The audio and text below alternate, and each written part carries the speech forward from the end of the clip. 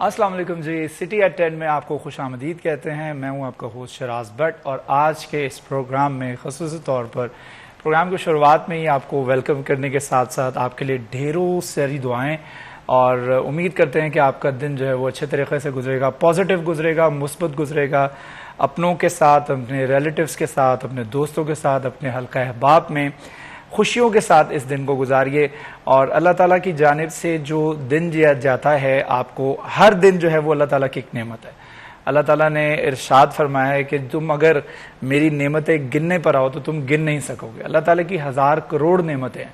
अगर हम हलाल रिज्क खाते हैं और हलाल रिज्क हमें हजम हो जाता है और हम कमा रहे हैं, अच्छी फैमिली है, अच्छा घर है, तो फिर इसके अलावा क्या चाहिए? कंप्लेन्स ये हमारी एक आप समझ लीजिए आदत बन चुकी है। और पाकिस्तान खास तौर पर इंडो पाक के अंदर ये जो ट्रेंड है वो रुझान चढ़ता चला जा रहा है और इसको कंट्रोल करने के लिए बहुत ज़्यादा ज़रूरत है ग्रेटफुल होने की। सबसे ज़रूरी है कि आप ग्रेटफुल हों, ख़ास तौर पर अपनी ब्लेसिंग्स जो आपकी लाइफ में, आपकी ज़िंदगी में, आपकी फैमिली की शक्ल में है, आपके दोस्तों की शक्ल में है, आपके अपनी सेहत की शक्ल में है, तो ये एक सबसे बड़ा आपका जो है आपके लिए एक ब्लेसिंग है अल्लाह ताला की तरफ से। और इसके ऊपर करोड़ शुक्र अदा करना चाहिए और जितना शुक्र अदा अल्लाह ताला का करें तो उतना कम है। मुस्कुराहट के साथ अपना दिन गुजारें ताकि आप एक दफ़ा मुस्कुराते हैं किसी एक शख्स के लिए, क्या पता उसका मूड ख़राब हो, आपके मुस्कुराने की वजह से उसका मूड अच्छा हो जाए और फिर वो आगे चल करके जो है वो अपने मिलने वालों का मूड अच्छा कर दे। आपका मूड ख़राब हो, आप उसको कंटिन्यू करते हैं, आप तक वो महदूद नहीं रहता है, वो स्प्रेड हो जाता है, फिर वो बाकी लोगों तक जाता है और फिर आपके जो मूड स्विंग्स हैं वो सिर्फ आप तक कंट्रोल नहीं रहते, वो फिर फैल जाते हैं। तो ये बहुत ज़्यादा ज़रूरी है कि मुस्कुराहट के साथ अपने दिन की शुरुआत की जाए। तो बाकायदा शुरुआत करते हैं अपने मॉर्निंग शो की, लेकिन सबसे पहले चलते हैं टुडेज वेदर की तरफ।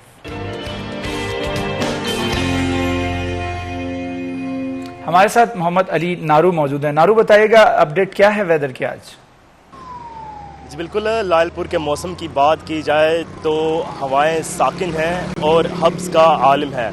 आफताब के पोजीशन संभालने के साथ ही गर्मी की शिद्दत में इजाफा होता दिखाई दे रहा है। गुज़श्ता दिनों की निस्बत आज दर्जा हरारत ज़्यादा बढ़ेगा, दोपहर के औकात में गर्मी ज़्यादा बढ़ जाएगी। चूँकि दिन के आगाज़ के साथ ही गर्मी की शिद्दत में इजाफा होता नज़र आ रहा है तो दोपहर के औकात में खासी गर्मी बढ़ती हुई दिखाई दे रही है। अगर दर्जा हरारत की बात की जाए तो शहर फैसलाबाद का कम से कम दर्जा हरारत 29 डिग्री सेंटीग्रेड रिकॉर्ड किया गया है, जबकि ज़्यादा से ज़्यादा 40 डिग्री सेंटीग्रेड रहने का इम्कान है।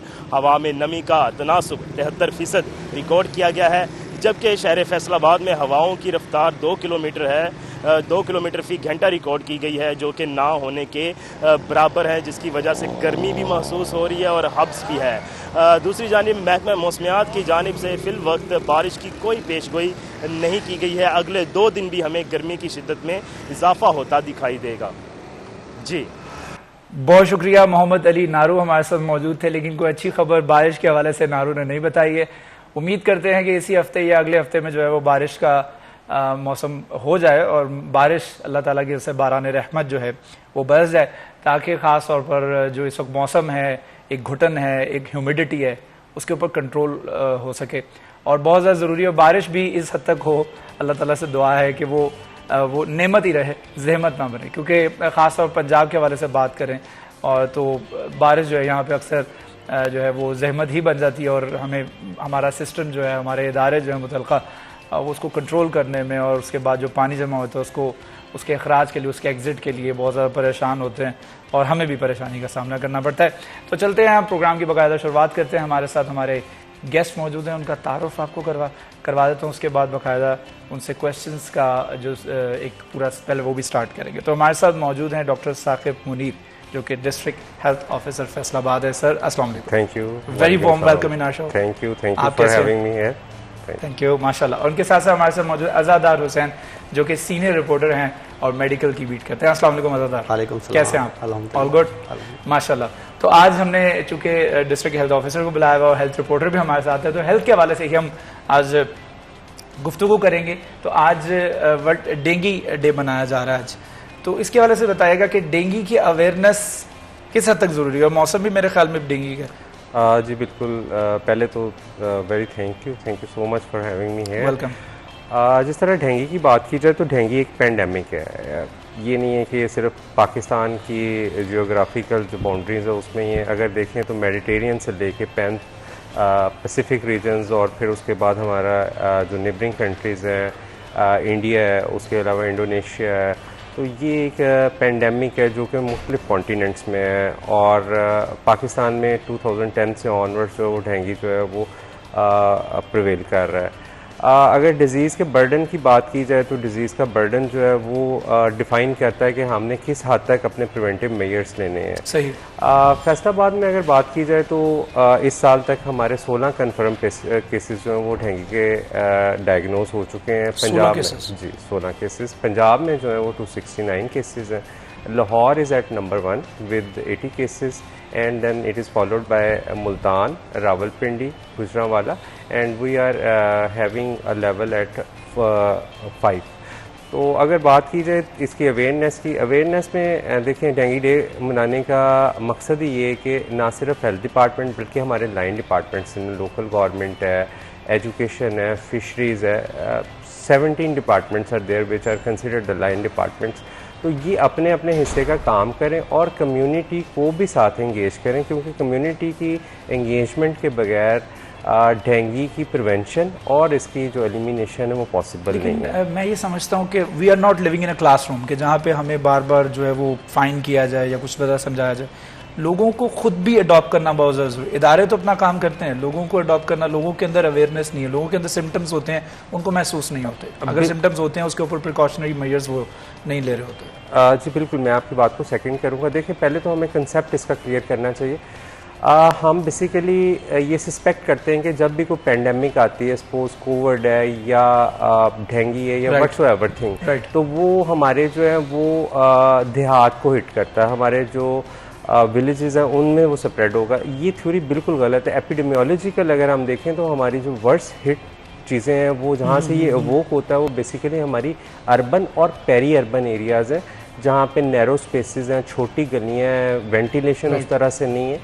तो अगर इस बीमारी का, डेंगू का भी आप पैटर्न देखें तो ये मोस्टली जो है ये हिट करती है हमारी पेरी अर्बन एरियाज़ और अर्बन एरियाज़ को। अभी भी अगर हम अपने पेशेंट की ब्रेकआउट देखें तो हमारे मेजॉरिटी ऑफ पेशेंट्स जो हैं वो तहसील सदर के या सिटी के हैं, और उसमें से भी अगर हम आगे डिफ़ाइन करें तो देयर आर सेग्रीगेशन, जिसमें हमें पता चलता है कि Madina town is hit and then we have tehsil Sadar. ठीक है, सो यहाँ आने का मकसद ही ये है कि हम ये बता सकें, लोगों को अवेयर कर सकें कि जितना आप साफ़ सुथरा और खुश्क माहौल रखेंगे उतना ही इससे डेंगू से प्रिवेंशन है। क्योंकि अगर suppose there is a small cup of बोतल, उसमें अगर ये जमा हो जाता है पानी और उसमें मॉस्किटो ब्रीड कर जाता है तो देयर इज़ पोटेंशियल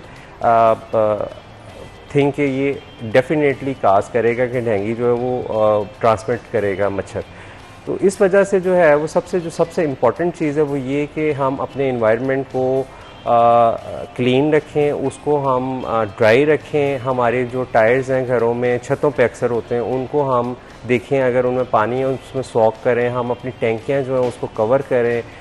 बच्चों को जो है वो जब वो शाम के टाइम खेलते हैं, क्योंकि ये मॉस्किटो का पैटर्न जो बाइट का है वो ये है कि ये after sunset and early in the morning before the फजर प्रेयर, जब तक सन राइज नहीं आपका होता तब तक ये बाइट करता है। और ये बड़ा एक इंटेलिजेंट किस्म का मच्छर है, क्योंकि इसको हाइड करना आ गया है कि हमने कहाँ पे जो है वो घरों के अंदर कूलर्स हैं उसमें लेनी है। तो जिस तरह से हम लोग भी इसके ख़िलाफ़ एक पूरी पॉलिसी फार्मूलेशन के तहत जा रहे हैं, लेकिन थिंग इज़ दैट कि it also get a very high, इसकी मोटिव्स हैं कि ये छुप जाता है आपके पर्दों के पीछे। और बाइट का टाइम जो मैंने आपको बताया है कि ट्वाइस अ डे होता है फ्रीक्वेंसी में, और डेफिनेटली उन औकात में आपको बहुत ज़्यादा विजिलेंट रहना होता है। हमारे साथ अज़ादार हुसैन भी मौजूद है, उनसे भी गुफ्तगू करते हैं। अज़ादार ये बताएगा कि 16 केसेस उन्होंने बताए हैं डेंगू के फैसलाबाद में, तो आप अपनी रिपोर्टिंग के तजुर्बे से बताएं कि ये is it the highest one, ये इससे पहले भी आपने रिपोर्ट किया हाईएस्ट? मेरे ख्याल में फैसलाबाद में जो मैंने केसेस रिपोर्ट किए हैं तकरीबन 284 के करीब जो थे वो केसेस रिपोर्ट हुए हैं। वो गालबन 2017 का सीज़न था जब सबसे ज़्यादा जो थे वो डेंगू केसेस फैसलाबाद में देखने में जो है वो नज़र आए। अच्छा, होता क्या है, फैसलाबाद में दो तरह की चीज़ें हैं, समझने की ज़रूरत है। अक्सर औक़ात इस तरह होता है कि ज़िले इंतज़ामिया शिकायत करती नज़र आती है, डिप्टी कमिश्नर हमारे साथ या हमारे जो ब्यूरो चीफ हैं डॉक्टर साहब, उनके साथ रब्ता करके बता रहे होते हैं कि फैसलाबाद की ये तादाद है, आपके चैनल पे खबर गलत चल रही है। अच्छा। हालांकि होता क्या है, फैसलाबाद का जो अलाइड हॉस्पिटल है, यहाँ पे ना सिर्फ ज़िला फैसलाबाद के मरीज़ नहीं आ रहे होते, सरगोदा से मरीज़ आ रहे हैं। इसके अलावा हमारा ननकाना साहब है, ननकाना साहब के साथ शाहकोट हो गया, इसके अलावा झांग चिन्योर, टोबा है, सरगोदा है, मियाँ वाली, बखर, यहाँ तमाम के जो मरीज़ हैं जिन्हें डेंगू मच्छर शिकार अपना बना लेता है, तो वो सबसे पहले जो है वो वहाँ की इंतजामिया जो उन्हें अलाइड हॉस्पिटल या फैसलाबाद के DHQ अस्पताल मुंतकिल करती है, रेफ़र करती है। जब यहाँ पे मरीज़ आता है तो हम बाकायदा रिपोर्ट करते हैं कि फैसलाबाद अलाइड हॉस्पिटल में गुज़िश्ता 24 घंटे के दौरान नया मरीज़ रिपोर्ट हो गया। फिर हम साथ उसका इलाका भी बताते हैं कि फ़लाँ इलाके का ये रिहायशी है और डेंगू मच्छर में के बुखार में मुब्तला होकर ये फैसलाबाद यहाँ पहुँचा और इसे यहाँ पे इलाज की सहूलियात फराहम की जा रही हैं। अब जो डॉक्टर साहब ने तादाद बताई है वो तकरीबन 16 के करीब इन्होंने बताई है कि फैसलाबाद में 16। अलाइड हॉस्पिटल की अगर रिपोर्ट को देखा जाए, जो आज भी रिपोर्ट आई है, तो 17 केसेस अब तक अलाइड हॉस्पिटल में रिपोर्ट हो चुके हैं। इसमें दिगर अजला के भी, क्या वो मैं तस्दीक करता चलूँ, फिर वही बात आ जाएगी कि दिगर अजला के मरीज़ भी शामिल है। 3 से 4 मरीज़ जो है वो हमारे DHQ अस्पताल में जो है रिपोर्ट हो चुके हैं। तकरीबन 22 से 23 मरीज़ जो हैं वो अब तक फैसलाबाद में रिपोर्ट हो चुके हैं। इसके साथ साथ ये वो मरीज़ हैं जो कि फैसलाबाद के हॉस्पिटल में रिपोर्ट हुए। कुछ मरीज़ ऐसे भी हैं जो कि लेबॉर्ट्री में रिपोर्ट होते हैं और वो घरों तक ही महदूद रहते हैं, वो अपना इलाज मुआवजा करवाने के लिए हॉस्पिटल का रुख नहीं करते। ये वो मरीज़ हैं जिनमें तस्दीक हो जाती है, तशख़ीस हो जाती है लेबॉर्ट्री में। अब एक और मरहला है, ये तो वो मरीज़ हैं जो हमने रिपोर्ट कर दिए, जो हमारे पास रिपोर्टिंग होगी या महकमों तक ये मरीज़ रिपोर्ट हो गए। कुछ मरीज़ ऐसे भी, आपको पता है गली मोहल्ले में क्वैक बैठे हुए हैं जी। अब किसी शहरी को बुखार होता है तो वो अब ये डेंगू टेस्ट नहीं करवाता, ना ही जिसके पास वो जाता है वो डेंगू टेस्ट करवाता है। वो क्या करता है जी, मेडिसिन देता है जी, वो बुखार ठीक हो गया तो ठीक हो गया, ना ठीक सबसे हुआ पहले तो हम सेल्फ मेडिकेशन करते हैं ना, क्योंकि इसका एक देखिए ना दुरानिया होता है। मेरे ख्याल में 8 से 10 दिन, वो तो मेडिकल तौर पे डॉक्टर साहब बता सकते हैं ना कितना दुरानिया इसका होता है। 8 दिन इसका दुरानिया है कि 10 दिन है। अगर इस दौरान जो है वो आपको बुखार हो जाए या ये स्टेज आपकी गुजर जाए तो समझिए कि आप डेंगू जो है वो क्रॉस कर चुके हैं, डेंगू की लिमिट से आप जो है वो बाहर जो है वो निकल चुके हैं। अच्छा, फैसलाबाद में इलाज की जो सहूलियात हैं वो बहुत बेहतरीन सतह पे फराहम की जा रही हैं। जो अलाइड हॉस्पिटल फैसलाबाद में डेंगू आइसोलेशन वार्ड बनाया गया, इसका थोड़ा सा मैं नक्शा जो है उन्हें नाज़रीन को बताता चलूँ कि स्टेट ऑफ द आर्ट जो है वो डेंगू सेल बनाया गया है, जहाँ पे सबसे पहले डेंगू मरीज़ आता है। जब डेंगू मरीज़ वहाँ पे आता है तो वहाँ का अगर आप माहौल देखेंगे ना वार्ड का, उस काउंटर का, तो आपको ऐसा लगेगा जैसे आप किसी अच्छे प्राइवेट हॉस्पिटल में आ चुके हैं। वहाँ पे बैठने की जगह, वहाँ पे तशख़ीस की सहूलत, फिर वहीं पे आपका CBC टेस्ट दिया जा रहा है और वहीं पे मशीनें रखी हुई हैं और वहाँ पे जो है रिपोर्ट आपको 5 से 10 मिनट में या 10-15 मिनट के बाद आपको जो वो रिपोर्ट आपके हाथ में आ जाती है और आपको पता चल जाता है कि क्या है। उसके बाद फिर इन्होंने अल्ट्रासाउंड करवाना है या एक्सरे करवाना है, जो भी इसके आगे तमाम रूफ हैं। अच्छा, वो फिर जो है वो उसके बाद फिर पेशेंट में जब देखा जाता है कि डेंगू वायरस की तस्दीक हो गई है, इसके IgM या IMG या जो भी इसके टेस्ट होते हैं वो पॉजिटिव आ गए हैं, तो मरीज़ को जब वो आइसोलेशन वार्ड में मुंतकिल किया जाता है। अब आइसोलेशन वार्ड में जब मरीज़ पहुंचता है तो वहाँ पे प्राइवेट रूम बने हुए हैं और प्राइवेट रूम तकरीबन आइसोलेशन वार्ड से अगर बात करूँ तो तकरीबन 12 से 18 के दरमियान कमरे बने हुए हैं, क्योंकि उसमें इंतजामिया के कमरे भी शामिल है, जिसमें स्टाफ नर्सें हैं, डॉक्टर का है। उसके अलावा जो आइसोलेशन वार्ड को पैरामेडिक स्टाफ चला रहा है, उनके लिए कमरे मुख्तस किए गए हैं। तो एक कमरे में दो बेड लगे हुए हैं, 2 बेड लगे हुए हैं, अटैच बात है, और उसके साथ साथ वहाँ पे जो है वो AC कमरे में जो है वो लगा हुआ है। तो बेहतरीन किस्म के वहाँ पे जो है वो वहाँ पे माहौल फराम किया गया है और 24 घंटे के लिए वहाँ पे डॉक्टर मौजूद है, पैरामेडिक स्टाफ का अमला मौजूद है। हुकूमत लाखों नहीं करोड़ों रुपये इसके ऊपर खर्च कर रही है, ना सिर्फ वो इलाज की मद में वो फराम कर रही है। डेंगू जो मुलाजमीन हमारे घर घर जा रहे हैं, धूप है, छाँव है, गर्मी है, सर्दी है, वो शहरियों को अवेयरनेस के लिए जो है वो अपना किरदार अदा कर रहे होते हैं, पफलेट तकसीम कर रहे होते हैं। क्योंकि मुझे 12-13 साल हो चुके हैं हेल्थ से वाबस्ता, और हमने देखा है कि बहुत ज़्यादा जो है वो महकमा सेहत की जानिब से अवेयरनेस की जाती है। अगर इसी अवेयरनेस के हवाले से जो आज प्रोग्राम हो रहा है, अवेयरनेस को देखा जाए तो जुलाई में जो है वो आज 15 जुलाई डे मनाया जा रहा है। मुझे अब डेट तो सही तरह याद नहीं है, गालिबन जुलाई के महीने में शायद पहले हफ्ते या फिर जून में जो था वो डेंगू डे मनाया गया बाकायदा तौर पर हुकूमती हदायत पर। देखें, हुकूमत जो है माहाना की बुनियाद के ऊपर जो है वो डेंगू डे मना रही है ताकि आवाम को जो है वो ज़्यादा से ज़्यादा जो है वो इसकी अवेयरनेस हो सके। अब होता क्या है, अवेयरनेस होने के बावजूद आप देख लें FIR होती है शहरियों के ऊपर, क्यों? वो डेंगू के ऊपर जो SOP हैं उसके ऊपर अमल दरामद नहीं करते, शोकात जारी किए जाते हैं, नोटिस जारी किए जाते हैं, और इसके अलावा कानूनी कार्रवाइयाँ जो कि बनती हैं वो उसके ऊपर बाकायदा तौर पे हमने देखा है कि महकमा सेहत इंतजामिया के जन से की जाती हैं, ताकि जो शहरी हैं उन जहाँ वो प्यार की ज़बान नहीं समझते तो उनके ऊपर जो सख्ती से अमल दरामद करवाया जाए, ताकि वहाँ पे डेंगू लार्वा ना बने। डेंगू लार्वा भी की जा रही है, सख्ती भी की जा रही है, लोगों को बताया भी जा रहा है, इदारे अपना काम भी कर रहे हैं। हमने देखा बाकायदा तौर पर वॉक्स निकलती हैं, वॉक की जाती है, अवेयरनेस वॉक की जाती है, मुख्तलिफ इदारों की तरफ से की जाती है। लूप होल्स कहाँ हैं, कहाँ पे ज़रूरत है कि ये चीज़ करें तो फिर जाके आवाम जो है वो 16 केसेस अभी भी निकले? बिल्कुल, देखें इसमें थोड़ा सा मैं स्ट्रेटेजिकली बता देता हूँ कि गवर्नमेंट की बहुत ज़्यादा ऑनरशिप है। हमारा जो डेंगू का मैकेनिज़्म है ये इवोक करता है फ्राम आवर तहसील लेवल। तहसील पे हमारी जो टर्क होती हैं, तहसील एमरजेंसी रिस्पांस कमेटी की मीटिंग्स 2 दफ़ा रिकमेंडेड है।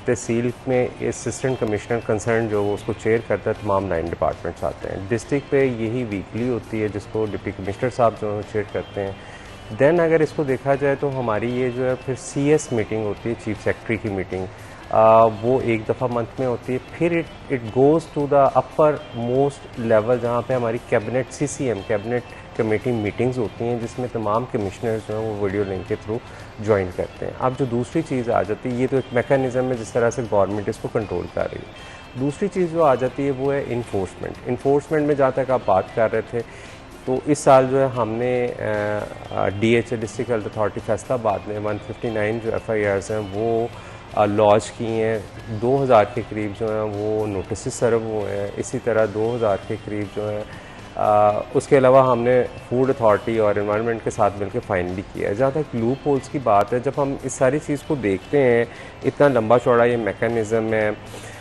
थिंग इज़ दैट कि बेसिकली जहाँ पे हमें हिंड्रेंस आती है वो कम्युनिटी की ही तरफ से आती है। हमारी देखें फैसलाबाद में डेडिकेटेड जो है वो 939 टीम्स हैं जो हेल्थ डिपार्टमेंट की हैं, जो डेंगू के सर्वे फॉर्म्स भर रही हैं, जा रही हैं। और ये नहीं है कि FIR सबसे पहले दी जाती है, सबसे पहले उनको वार्निंग दी जाती है, नोटिस सर्व किए जाते हैं। 2000 के करीब नोटिस हैं, 2000 के करीब जो हैं वो हमने उनको दिए। लेकिन थिंग इज़ दैट कि जब तक कम्युनिटी एक्टिवली पार्टिसिपेट नहीं करेगी विद दिस VNKG, ये हमें जब होगा तो वी विल बी वर्सली हिट। क्योंकि जब एक डेंगू बंदे को होता है तो इसमें हड्डियों में बहुत ज़्यादा बोन्स की जो है दर्द वो इंतहाई ज़्यादा होती है। फीवर जो है वो 104 तक हो जाता है, 104 तक चला जाता है। नोज़िया है, वॉमिटिंग है, और बहुत सारे ये भी नहीं है कि जो 100% जो प्रोबेबल केस कंफर्म केसेस हैं उनमें ये सारी प्रोबेबल या सस्पेक्टेड केसेस हैं उनमें 100% ये जो है वो सिम्टम्स आए तीनों कैटेगरीज में। हमारे पाकिस्तान में बेसिकली अलमिया ये है कि हम जब तक उस बीमारी में मुब्तला नहीं हो जाते हैं तब तक हम उसके हवाले से अवेयर नहीं होते हैं। तो जब हम मुब्तला होते हैं फिर हम लोगों को बताते हैं, तुम्हें पता है, तुम्हें ख्याल रखना चाहिए, तुम्हें अवेयर रहना चाहिए, बहुत ज़्यादा ज़रूरी है। तो एक छोटा सा डॉक्टर साहब वक्फा लेना है, वक्फे के बाद दोबारा हाजिर होंगे, गुफ्तगू के सिलसिले को यहीं से आगे बढ़ाएंगे। हमारे साथ रहिएगा।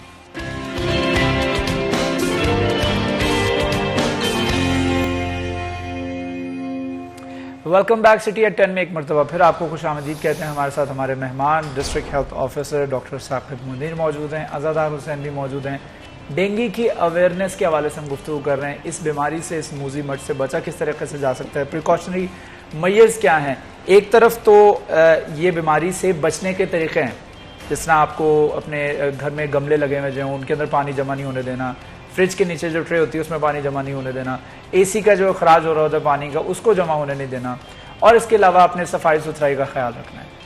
और इसके अलावा दूसरी साइड पर on the extreme opposite side अगर हम बात करें तो इस बीमारी से जो मुब्तला हो गया है उस शख्स को अपने इलाज के ऊपर पैसे खर्चने हैं, तकलीफ बर्दाश्त करनी है, दर्द बर्दाश्त करनी है, फिर अपने घर वालों को, अपने ख़ानदान वालों को, अपने फैमिली को भी डिस्टर्ब करना है। तो इन दोनों में से चॉइस आपकी है, आपने कौन सी चीज़ चूज़ करनी है। सो सबसे ज़्यादा ईजी जो है वो यही है कि आप अगर 15-20 मिनट में अपना कूलर घर में जो लगा हुआ है उसको साफ़ कर लें, वो ज़्यादा बेहतर है 15-20 मिनट। या यहाँ पर जो है आपको 10-15 दिन, 20 दिन, 1 महीना बीमारी के अंदर मुब्तला रहना है, वो ज़्यादा बेहतर है। चॉइस आपने करनी है। आपको इसमें हम आपके लिए ओपन एंडेड ये एक चॉइस है, आप इसमें चॉइस कर सकते हैं। हमारे साथ डॉक्टर साकिब मौजूद हैं, उनसे भी गुफ्तगू करते हैं इसी हवाले से, अवेयरनेस के हवाले से। जैसे मैं अभी बता रहा हूँ कि ये किस हद तक ज़रूरी है कि हमें खुद भी पता हो, इदारे तो अपना काम कर रहे होते हैं हमें खुद भी पता होना चाहिए। सर जो हमारी इस साल जो सारे फॉर्म्स जमा करते हैं, टीम्स घर घर जाती हैं, तो उनमें जो पॉजिटिव कंटेनर्स हैं जहाँ से एडी से हमारा सैंपल हुआ है, तो उसमें हमारे जो 2 इम्पॉर्टेंट एलिमेंट्स हमें पता चले। एक तो ये कि जो बर्ड स्पॉट्स हैं वहाँ पे बहुत ज़्यादा एडीज का मच्छर जो है वो सैंपल हुआ है। उसके अलावा जो है दूसरे नंबर पे कल्प्रेट जो है वो रूम कूलर है। रूम कूलर में थिंग इज़ दैट के लोग चले जाते हैं, suppose one family has to travel to Narowal, ठीक है, वो चली गई, उन्होंने 6 दिन के बाद आके घर खोला है, वो ना उसमें जो पानी था उसमें डेफिनेटली एडीज़ जो है वो ब्रीड कर गया। अब ये कि वो बाइट करेगा तो डेफिनेटली जो वो ट्रांसमिट करेगा आगे जो हमारी डेंगू की है मर्ज़ है उसको। तो थिंग इज़ दैट कि ये 2 चीज़ें जो हैं ये अभी तक हमारी टीम्स में जो हमारी 939 के करीब हेल्थ की डेडिकेटेड टीम्स हैं डेंगू के लिए, उन्होंने जो हमारे डाटा इस साल स्टैटिकल दिया है उसके तहत ये कि फिर उसके अलावा दूसरी भी चीज़ें आ जाती हैं, जिस तरह आप ये कि जब शाम को आप वॉक के लिए जाएँ तो आप फुल स्लीव्स पहने, ठीक है, मॉस्किटो रिपेलेंट्स का इस्तेमाल करें, देन जो है वो आप नेट्स यूज़ करें जो मॉस्किटो के हैं, जो लोग आमतौर पे ऊपर सोते हैं, खासतौर बच्चों के लिए, ख़ास तौर पे बच्चों के लिए। अभी देखें प्री मानसून सीज़न है, इस सीज़न में जो है ये इसकी प्रेवलेंस ज़्यादा हो जाती है क्योंकि कंड्यूसिव इन्वायरमेंट मिलता है एडीज़ को ग्रो करने के लिए। इसका एक फेवरेबल टेम्परेचर है, टेम्परेचर जब 25 से 30 के दरमियान होवर करता है तो ये जो है ये बहुत ज़्यादा इवोक होता है मच्छर, ठीक है, डेवलप करता है, फिर ये ट्रांसमिट करता है। तो इसलिए बहुत ज़्यादा गर्मी भी नहीं है और बहुत ज़्यादा सर्दी भी नहीं है। और अगर फैसलाबाद का हम कैटेगरी देखें पिछले सालों का, अगर पॉइंट इन टाइम अगर हम उसको कंपैरिजन करें तो जो सबसे इम्पॉर्टेंट चीज़ हमें नज़र आएगी कि फैसलाबाद में जो टेंडेंसी है, जो इसके रेज़ है, वो यूजली अगस्त के बाद ही जो है वो देखा जाता है। सो इसलिए मेरी रिक्वेस्ट होगी थ्रू 41 के चैनल 41 के तमाम लोग जो हैं वो ज़रा इन चीज़ों पे ध्यान दें, अपने जो स्प्रेज हैं वो करें। हाँ, इसमें एक और भी चीज़ है कि फ्री ऑफ कॉस्ट, इलाज तो बिल्कुल फ्री ऑफ कॉस्ट है, लेकिन जो हमारी IRS की हैं जो हम स्प्रे करते हैं वो अगर कहीं भी आपको ज़रूरत है तो डिस्ट्रिक्ट हेल्थ अथॉरिटी में आप एप्लीकेशन सबमिट करवा सकते हैं। We are quite willing to do the sprays at the sites which are having potential breeding sites. तो वो ये है कि आपके ज़रिए मैं ये भी रिक्वेस्ट करूँगा कि उसमें कोई इस तरह का नहीं है कि जी हम उसको कोई नोटिस सर्व कर देंगे या ये इट्स अ गुड थिंग कि come to us, DH is there, district health authority is there, वो आपकी विदाउट एनी कॉस्ट जो है वो आपकी स्प्रे भी करेगी, आपको वो करके भी जाएगी, बजाय ये कि इट इज़ देखें इसमें बड़ा एक सिंक्रोनाइज सा मैकेनिज़्म है। इवन जो हमारी एजेंसीज हैं दे आर आल्सो रिपोर्टिंग, ठीक है, वो रिपोर्ट कर रही होती हैं कि जी यहाँ पे पानी खड़ा है, it is a potential breeding site, और ये फिर डैशबोर्ड पे रिफ्लेक्ट होती है DVRs। जो मैंने जिस तरह पहले बताया कि इसका मैकेनिज्म एपेक्स तक जाता है, आपकी कैबिनेट कमेटी की मीटिंग तक ये चीज़ें रिफ्लेक्ट होती हैं, then we along with our commissioners are having the meetings. तो थिंग इज़ दैट कि इसको ज़रा हमें सेंसिटिव नोट पे देखना है कि जी किस तरह से हमने इसकी प्रिकॉशंस और इसकी जो एलिमिनेशंस है थ्रू मैकेनिकल या हमारी जो केमिकल वेज है जो हम करते हैं स्प्रेज वगैरह, उसके लिए we are quite willing to do. बिल्कुल, इदारे कर रहे हैं, अपनी एफर्ट कर रहे हैं, हुकूमती लेवल के ऊपर भी बहुत ज़्यादा इक़दाम किए जा रहे हैं, लेकिन एंड पे सबसे मेन एफर्ट जो है वो आपको खुद को करनी पड़ेगी। You have to take care of yourself, nobody will come and take care of you. हमारे साथ आज़ादार मौजूद हैं। आज़ादार ये बताएगा कि एक शख्स जो डेंगू जैसी मोज़ी बीमारी में मुब्तला हो गया वो कितना अरसा ये बीमारी कितना अरसा चलती है, कब हम समझते हैं कि मरीज़ अब फुली हेल्दी हो गया है और अब ये बीमारी बिल्कुल इसके जिस्म से एलिमिनेट हो गई? देखिए, जैसे मैंने पहले बताया कि 8 से 10 दिन इसका पीरियड होता है मेडिकल की उसके हवाले से, रोग के हवाले से। तो बेसिकली इसका सीज़न कौन सा होता है, कब शहरी जो है वो डेंगू मच्छर का शिकार हो सकते हैं, कौन कौन से महीने ये जो है शहरियों के लिए अहम होते हैं, और इसके साथ साथ टम्परेचर यानी कि दर्जा हरारत, कौन सा दर्जा हरारत ऐसा होता है कि जब जो डेंगू मच्छर जो है वो परवान चढ़ सकता है। वो तो ज़ाहिर बात है, जो हमारे साथ इस वक्त डॉक्टर साकिब मुनीर मौजूद है वो टेक्निकल तौर पे आपको बता सकते हैं। मैं तो सहूलियात के हवाले से कि हॉस्पिटल में कहाँ पे सहूलियात हैं और कहाँ पे जो सहूलियात का जो है फुकदान है। देखिए, डेंगू कोई आज का नहीं है, डेंगू बहुत पुराना हो चुका है। कोरोना आया आपके सामने 2020 में आया, एक खौफ की जो फ़िज़ा थी वो कायम थी, मगर अब आप खुद देख लें कोरोना SOP पे कहाँ अमल दरामद हो रहा है, कहीं भी इसके ऊपर जो है वो अमल दरामद नहीं हो रहा। मगर डेंगू के हवाले से अगर बात की जाए तो डेंगू मच्छर जो है वो अभी तक शहरियों को अपना शिकार कर रहे हैं और मरीज़ जो है वो रिपोर्ट हो रहे हैं। यही वजह है कि हुकूमत जो है वो ज़्यादातर फोकस करती है डेंगू के ऊपर। इसके लिए अब जितने भी तहसील हेडक्वार्टर हॉस्पिटल हैं या डिस्ट्रिक्ट हेडक्वार्टर हॉस्पिटल हैं या RSC हैं या BHU जो कि जिन्हें बुनियादी मरकज़ सेहत कहा जाता है, सिटी गवर्नमेंट की डिस्पेंसरी हैं सरकारी सतह पे जहाँ पे डॉक्टर वगैरह बैठे हुए हैं, तो होता क्या है, अब डॉक्टरों ने जब देखा कि इसमें ये अलामात हैं, अब तहसील हेडक्वार्टर हॉस्पिटल में 4-4 बेड पे मुश्तमिल जो आइसोलेशन वार्ड बनाई गई है, मगर कभी भी THQ लेवल पे जो मरीज़ को इलाज की सहूलत फराम नहीं की जाती। जब भी इसके ऊपर देखा जाता है कि ये उसकी अलामात हैं तो उसे जो है वो फ़ौरन अलाइड या DHQ हॉस्पिटल जो है वो मुंतकिल कर दिया जाता है। हालांकि देख लें कि डेंगू आजकल डेंगू काफ़ी अर्सा डेंगू मच्छर को हो चुका है और डॉक्टरों की बाकायदा तौर पर वर्कशॉप इसके ऊपर करवाई गई है, ट्रेनिंग करवाई गई है। तो मैं ये समझता हूँ कि अब शहरियों को जो है वो उनके इलाके में उन्हें घर की दहलीज पे जो है वो डेंगू की सहूलत जो है मुयसर होनी चाहिए। जैसे मैंने आपको बताया कि बखर है, मियाँ वाली है, सरगोदा है, जंग है, चिनियोट है, वहाँ पे देखिए FCPS डॉक्टर है। हमारे तहसील हेडक्वार्टर हॉस्पिटल में चले जाएँ, वहाँ पे FCPS डॉक्टर है।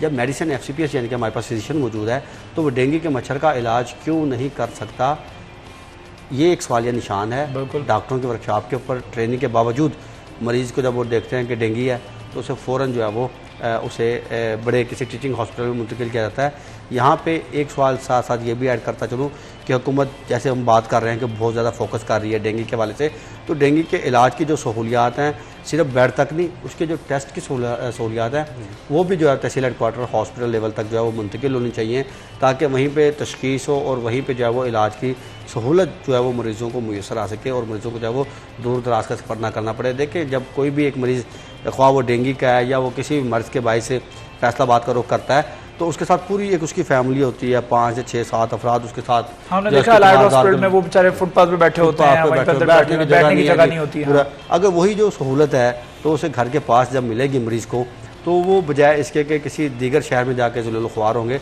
तो वो घर में तमाम सहूलियात उन्हें मुयसर आ सके। कोई एक गया फिर एक वापस आ गया फिर दूसरा चला गया, उसके लिए बहुत ज़्यादा आपको एफर्ट्स करने की ज़रूरत है। मेरे ख्याल में वो डेंगू वार्ड बनते हैं, फिर आपको आइसोलेट करना पड़ता है मरीज़ को, तो ये काफ़ी it would take a lot of time. जी बिल्कुल, जिस तरह आज़ादार ने कहा है, तहसील हेडक्वार्टर्स पे बिल्कुल हमारे डेडिकेटेड बेड्स हैं, फिजिशियंस हैं, उनकी ट्रेनिंग्स हैं। फिर उसके अलावा ये कि गवर्नमेंट ने बिल्कुल फ्री ऑफ कॉस्ट की हुई है इसकी ट्रीटमेंट। जो तमाम टेस्ट हैं डायग्नोस्टिक CBC से लेके IgM तक और इसका PCR जो है वो फ्री ऑफ कॉस्ट है। देखें इसमें दो चीज़ें इंपॉर्टेंट हैं। एक तो ये कि हमें देखना है कि क्या पेशेंट कॉम्प्लिकेशंस के बगैर आया है। अगर तो कॉम्प्लिकेशंस के बगैर आया तो he should be treated at THQs और RSCs with dedicated doctors. Because thing is that कि जब एक पेशेंट रिपोर्ट हो जाता है तो डैशबोर्ड पे उसकी उसी वक्त रियल टाइम में एंट्री हो जाती है। अब थिंग इज़ दैट कि हमें देखना है कि अगर वो कॉम्प्लिकेशन के बगैर है तो इतना जो गवर्नमेंट ने इंफ्रास्ट्रक्चर इसका बनाया, एक मैकेनिज़्म रिपोर्टिंग का बनाया, फिर इतनी सारी सहूलियात दी हैं तो it should be treated at. अभी जो हमने पिछली मीटिंग ली डर की जो डिस्ट्रिक्ट एमरजेंसी रिस्पांस कमेटी, उसमें भी यही एम्फेसिस किया गया डिप्टी कमिश्नर साहब की तरफ से कि हमने तमाम जो पेशेंट्स डायग्नोज हो रहे हैं तहसील हेडक्वार्टर्स के लेवल पे उनको वहीं पे ही हमने जो देखना है। बाकी जिस तरह आज़ादार ने बात की है, देखें फैसलाबाद डिस्ट्रिक्ट जो है उसको 10 से ज़्यादा डिस्ट्रिक्ट जो वो बाउंड करते हैं और जिस तरह दूर दराज के जो हमारे डिस्ट्रिक्ट्स हैं बखर, उनमें एक कंसेप्ट ये भी है कि जी हम अलाइड हॉस्पिटल जाएंगे तो we will get a very good quality of services. हालांकि यूनिवर्सल्स जो हेल्थ है उसका कंसेप्ट गवर्नमेंट की तरफ से बड़ा क्लियर है और गवर्नमेंट की पहली प्रायोरिटी ये है कि तमाम लोगों के लिए सहूलत और सेहत एक जैसी होनी चाहिए अक्रॉस द प्रोविंस। बिल्कुल, तो इस पर बहुत ज़्यादा फोकस है। बल्कि इवन CM पंजाब का जो फर्स्ट अभी जो इनिशिएटिव्स हैं उन पे हेल्थ जो है वो सबसे टॉप प्रायोरिटी है। तो इस वजह से ये इंफ्रास्ट्रक्चर जो है ये रिफ्लेक्ट भी करेगा और आहिस्ता आहिस्ता पॉलिसीज़ जो है वो ट्रांसलेट भी होंगी।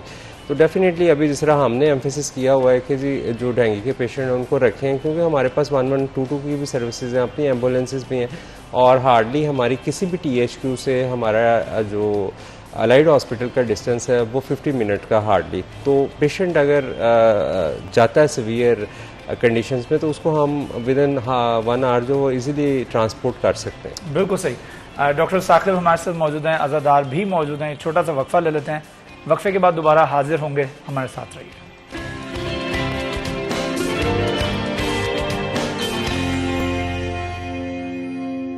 वेलकम बैक जी। सिटी एट 10 में एक मरतबा फिर आपको खुशामदीद कहते हैं। हमारे साथ मौजूद हैं डॉक्टर साकिब मुनीर और आज़ादार हुसैन। डेंगू डे की अवेयरनेस के हवाले से आज हम गुफ्तगू कर रहे हैं। डेंगू डे क्यों मनाया जाता है? इसको बनाने का मकसद ये होता है कि हुकूमत अपने लेवल के ऊपर जो है वो आगाही मुहिम चलाती है और हमारा काम ये है कि हम उस मुहिम को आप तक पहुंचाते हैं, दिखाते हैं टेलीविज़न के ऊपर, ताकि आपको अवेयरनेस हो सके, आपको ये आगाही हो सके कि इस बीमारी से, इस मच्छर से बचना कैसे है। ये अमूमी तौर पर लग तो ऐसा रहा होता है कि यार हमने तो चलो कोरोना को फेस कर लिया, ये डेंगू क्या चीज़ है। हम इस डेंगू को काफ़ी अरसे से झेलते आ रहे हैं और आज भी अगर इसके केसेस जो हैं वो, अगर इस साल भी केसेस फैसलाबाद से कोविड से ज़्यादा रिपोर्ट हो रहे हैं तो ये लम्हा फ़िक्रिया है। तो इस हवाले से मैं चाहूँगा डॉक्टर साहब कि क्योंकि we are heading towards the ending, तो एंडिंग से पहले मैं चाहूँगा कि आप कुछ अवेयरनेस के हवाले से, हम लोगों की आगाही के हवाले से, लोगों को ख़बरदार करने के हवाले से कुछ क्या ऐसे इकदाम किए जा सकते हैं? देखें, इसमें पहली बात ये कि कब दो चीज़ें हम देख लेते हैं। एक तो ये कि किस तरह से होता है और दूसरा ये कि क्या हमें करना चाहिए।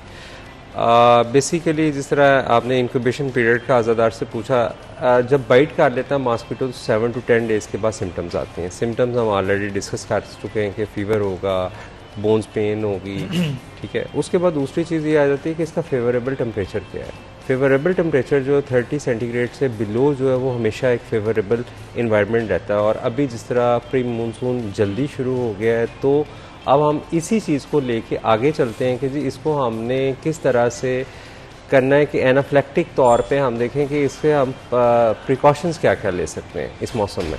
देखिए, सबसे पहले वही बात जिस तरह आपने बात की है कि पानी कहीं पे भी ना खड़ा होने दें, क्योंकि अगर एक जो हमारी कोल्ड ड्रिंक्स हैं उनकी अगर बोतल के साइज़ का जो ढक्कन है उसके साइज़ का भी पानी खड़ा होगा तो रेजरवायर जो है उसमें एडिस जो है वो हो सकता है। फिर जिस तरह मैंने बात की कि बहुत इंटेलिजेंट मॉस्किटो, हाइड करना है इसको बहुत ज़्यादा आता है क्योंकि इस पर बहुत ज़्यादा स्टडीज़ हो चुकी हैं। डेडिकेटेड वर्ल्ड वाइड जो है वो इंस्टीट्यूट्स हैं इस पे बने हुए हैं इसकी रिसर्च के लिए। क्योंकि ये सिर्फ देखें पाकिस्तान का नहीं मसला है, जिस तरह मैंने पहले बताया कि पैसिफिक से लेके मेडिटेरियन तक, और इवन अभी 2019 में सबसे ज़्यादा वर्सली हिट ये था कि इसके 50.2 million cases around the world WHO के मुताबिक जो है वो रिपोर्ट हुए हैं। ऑफ लेट इसने आके हमारा जो यूरोपियन कंट्रीज़ हैं जिसमें क्रोएशिया और फ्रांस है उसको भी हिट किया है, ठीक है। अच्छा। थिंग इज़ दैट कि अब हम तो देखें एक बड़ी गवर्नमेंट की स्ट्रेटजी थी जो 2013 से ऑनवर्ड शुरू हुई, बहुत ज़्यादा इस पर और बड़ी हाई लेवल की जो गवर्नमेंट की वो कमिटमेंट और ऑनरशिप है। अब लोगों ने क्या करना है, लोगों ने ये करना है कि अपने घरों में पानी खड़ा नहीं होने देना, ठीक है। बच्चों के सिलेबस में ये जो चीज़ें ये हैं हमारी डेंगू से बचाव और प्रिवेंशन की जो है, थिंग इज़ दैट कि हम उसको लेके पानी ना खड़ा होने दें। रूम कूलर जो हैं, क्योंकि हमारे फैसलाबाद में 2 नोटोरियस चीज़ें निकली हैं, एक जो है बर्ड पॉट्स और दूसरे नंबर पे जो हैं वो वाटर कूलर्स, ठीक है। अब पॉट्स में ये है कि आप ज़रूर परिंदों को पानी दें लेकिन शाम के टाइम उनको आप उल्टा कर दें। इसी तरह कब्रिस्तान जाते हैं आप लोग, सालिस वाब के लिए ज़रूर पानी रखें लेकिन शाम को फिर किसी की जिम्मेदारी भी लगाएं कि उस पानी को ड्रेन करना है। आल दो उसको लोकल गवर्नमेंट भी देख रही है, लेकिन देखिए हम जब अपने लवाकिन के लिए वहाँ पे इसाल के स्वाब के लिए जाते हैं तो हमें चाहिए कि शाम को उस पानी को फिर हम गिराने का भी कोई इंतज़ाम करें। ये बहुत ज़्यादा जिम्मेदारी हमारे कंधों पर भी आयद होती है। Government is not blamed for everything, कुछ जिम्मेदारियां आपकी भी होती हैं। और मैं अज़ादार से भी इस हवाले से पूछना चाहूँगा कि अज़ादार ये बता दीजिएगा कि अवेयरनेस हम बहुत करते हैं, हम हमारी तरफ से भी, अब ज़ाहिर बात हम लोग बैठे हुए हैं 3 लोग और गुफ्तगू कर रहे हैं, हम डेंगू के ऊपर गुफ्तगू कर रहे हैं। उसका गर्ज क्या है कि ताकि लोग, आवाम जो है वो समझ सके। तो कितनी अवेयरनेस आपने देखी है, लोगों के अंदर कंपैरेटिवली कोई अवेयरनेस आई है? अवाम में अगर अवेयरनेस कल से बात की तो बहुत ज़्यादा मैंने अवेयरनेस जो है वो अवाम में देखी है, क्योंकि जो हमारी टीमें हैं डेंगू के हवाले से वो घर घर गली गली मोहल्ले में जो है वो फिर रही होती हैं। हमने भी अक्सर औक़ात जो महकमा सेहत के अफसरान होते हैं उनके साथ हम विज़िट करते हैं और महकमा सेहत के अफसरान जाके ये चेक करते हैं घरों में कि डेंगू टीमें आ रही हैं या नहीं आ रही, कहीं मुलाजमीन जो है वो बोगस रिपोर्ट होते नहीं बना रहे। तो मैंने देखा है ये तकरीबन कह सकते हैं दावे से कि तकरीबन 100 में से 99% लोग ये ज़रूर कहते हैं कि टीमें जो हैं वो डेंगू की रोज़ाना की बुनियाद पे आती हैं। बल्कि डेंगू टीमें जो है वो आपको पता है कि एक ही यूनियन काउंसिल में लगी हुई हैं और वो उसी यूनियन काउंसिल में जो है वो विज़िट जब करती हैं तो एक शनासाई जो है वो इलाके के साथ वाबस्ता हो जाती है। और बल्कि जो डेंगू वर्कर्स हैं उनके नाम तक जो है वो ख़वातीन घर वाली जो जानती होती हैं और डेंगू वर्कर्स जो हैं वो उस मोहल्ले के, उस इलाके के बंदे को जानते होते हैं, ये जो बंदा है फ़लाँ मोहल्ले का रहशी है, फ़लाँ इसका घर नंबर है, फ़लाँ गली में जो है ये रहता है। यानी कि इस हद तक जो है वो वाबस्तगी जो है वो हो चुकी है। मगर बात फिर आ जाती है कि वही कि वो कहते हैं डेंगू टीम ने आना ही है, उन्होंने वो पानी भी चेक करना है, उन्होंने वो टैंकी भी देखनी है, उन्होंने फ्रिज भी चेक करना है, आएंगे सफाई करके वो खुद ही जो है वो चले जाएंगे। तो हम जो है वो बजाते इंसान बजाते शहरी जो है वो हम अपना रोल अदा नहीं करते, हम मुंतज़र रहते हैं कि डेंगू टीमें आएँ और वही जो है वो खुद करें और वही जो है वो हमें डेंगू मच्छर से निजात दिलवाएँ। हम जो है वो गैर जिम्मेदारी का बहुत ज़्यादा मुजाहरा करते हैं, जिसके सबब जो है वो डेंगू मच्छर जो है वो रिपोर्ट होते हैं, डेंगू मरीज़ रिपोर्ट होते हैं, डेंगू लार्वा बनते हैं। उसकी वजह यही है कि हम गैर जिम्मेदारी का मुजाहरा करते हैं। ठीक है, अज़ादार ने बताया कि कलेक्टिवली जो है ना वो हमारे अंदर अवेयरनेस आई है, लेकिन एज एन इंडिविजुअल देखा जाए तो हमें बहुत ज़्यादा अवेयरनेस की अभी भी ज़रूरत है। कूलर जो होते हैं, जो वाटर कूलर होते हैं, उसका पानी हम ड्रेन तो कर देते हैं, लेकिन हम ये बाद में झांक करके नहीं देखते हैं कि उसके अंदर पानी अभी भी उसके लेवल पे नीचे एक जगह पर रहता है, क्योंकि उसका जो ड्रेन करने का जो होल होता है वो थोड़ा सा ऊपर की तरफ होता है और उस होल से नीचे तक जो है पानी फिर भी वो लेवल अंदर कूलर के अंदर रहता है। तो उसको ड्रेन करना बहुत, उसको सोक करना बहुत ज़्यादा ज़रूरी है। कोई खुश कपड़े से उसको सोक किया जा सकता है। तो ये सारी चीज़ें ये बहुत ज़्यादा जरूरी। आप इनको छोटी छोटी चीज़ें ना समझें, ये आपकी सेहत का मामला है और सेहत के ऊपर कोई कॉम्प्रोमाइज़ नहीं। एक बीमार शख्स से पूछें कि सेहत की क्या वैल्यू है, एक बेड पे लेटे हुए और जिस शख्स का इलाज चल रहा हो उस शख्स से जाके पूछे कि एक चलता फिरता सेहतमंद आदमी जो है उस शख्स की क्या वैल्यू। तो ये मेरे ख्याल में ये अवेयरनेस देने की बहुत ज़रूरत है। डॉक्टर साहब इसको सेकंड करेंगे? बिल्कुल, मैं सेकंड करता हूँ। और देखें, prevention is always better than cure, ठीक है ना। और जब आप अपनी सेहत की तरफ तवज्जो नहीं, फैसलाबाद के जो शहरी हैं वेल एजुकेटेड हैं, बड़ा विजन है अच्छा, और मैं आई होप्स हो कि हमारी ये जो इतनी लेंथी डिस्कशन हुई है ये एक फ्रूटफुल एंड लेके आएगी। और ये कि हमने काफ़ी लोगों को ये चीज़ों का बताया है, अहलिया ने जो फैसलाबाद है उनको सेंसिटाइज़ किया है कि जी आप फुल स्लीव्स पहने, मॉस्किटो रिपेलेंट्स लगाएं, शाम को नेट्स का इस्तेमाल करें। अगर कहीं आपको ज़रूरत पड़ती है हमारी मदद की, जिसमें स्प्रे करवाना है या आप फॉगिंग करवाना चाह रहे हैं, जो हमारी डेंगू की फॉगिंग होती है, वो अगर आप कहीं आपको लग रहा है कि पोटेंशियल ब्रीडिंग साइट से, काइंडली हमें कम्युनिकेट करें। District health authority always welcome all the suggestions, all the feedback from our respected citizens. और ये कि गवर्नमेंट का बीएन भी यही है। ठीक है, thank you so much. Doctor Saqib Munir हमारे साथ मौजूद थे, डिस्ट्रिक्ट हेल्थ ऑफिसर फैसलाबाद से। It was an honour to have you on our show, thank you so much. इसके साथ साथ अज़ादार हुसैन हमारे साथ मौजूद है। अज़ादार, आपका बहुत शुक्रिया। अब लेते हैं छोटा सा वक्फा, वक्फे के बाद दोबारा हाजिर होंगे, साथ रहिएगा।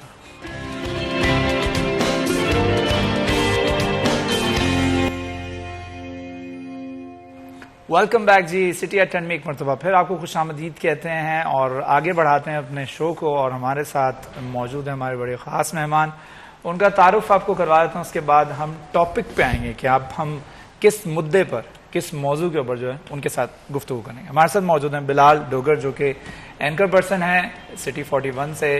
Welcome to the show. कैसे हैं बिलाल? अल्हम्दुलिल्लाह, गुड माशाल्लाह, अल्हम्दुलिल्लाह। How is business going? क्योंकि बिजनेस के हवाले से हम बात करते हैं, मैं पूरे पाकिस्तान की बिजनेस की बात नहीं करता हूँ, मैं सिर्फ बात करता हूँ शहर Faisalabad, textile industry, Manchester of Pakistan, whatsoever you call it. इस शहर के बिजनेस के हालात बताएं, क्या हैं एसएमई सेक्टर के और एलएसएम के?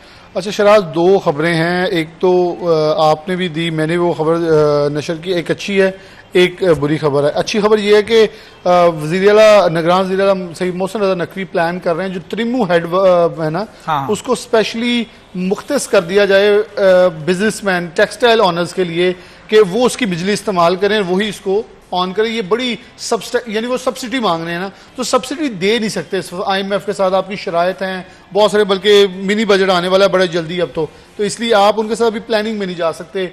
मिनी बजट अभी 1-2 दिन में आ जाएगा, अभी और कुछ टैक्सेस के बोझ पड़ने वाले हैं, जो बुरी खबर है। लेकिन अब उन्होंने कहा अल्टरनेट क्या है, तो वो बिजनेसमैन के साथ जो बैठ के पीछे भी एक मुलाकात हुई है, तो ये एक अच्छा मुझे नजर आया कि एक वो चीज़ है जो कि शायद पॉलिसी मेकर्स को होना चाहिए। जो वज़ीर-ए-आला पंजाब ने सोचा कि त्रिमू हेडवर्क्स के ऊपर से जो बिजली इनको देकर इनसे वो चलवा ले। जब मतलब एक प्लान, फॉर एग्जाम्पल कोई भी प्लान ले ले, अब उसकी खदोखाद आना सामने आना बाकी है, मुलाकातें होंगी मजीद, इसको थोड़ा और किया जाएगा क्लीन। अब देखें ना शराज के इस वक्त जो एक बुरी खबर वो है जो कि हाई कोर्ट ने गुज़िश्ता 2 रोज पहले जितने भी 3 माह के केसेस थे वो 200 से ज्यादा दरखास्तें खारिज कर दी। अब वो जितने भी पुराने वाजबात हैं वो भी अदा करने होंगे, बल्कि अब जो एक्सपोर्टर्स हैं वो परेशान ये हैं कि जुर्माने बच जाएं। मुझे एक एक्सपोर्टर ने कहा कि वो आपको पता चला फैसला, मैं कहा जी अब तो जुर्माने भी पे करने हैं। कहता हम मुलाकात अब हम ये रिक्वेस्ट करना चाहेंगे अदलिया से कि वो जुर्माने ना दें।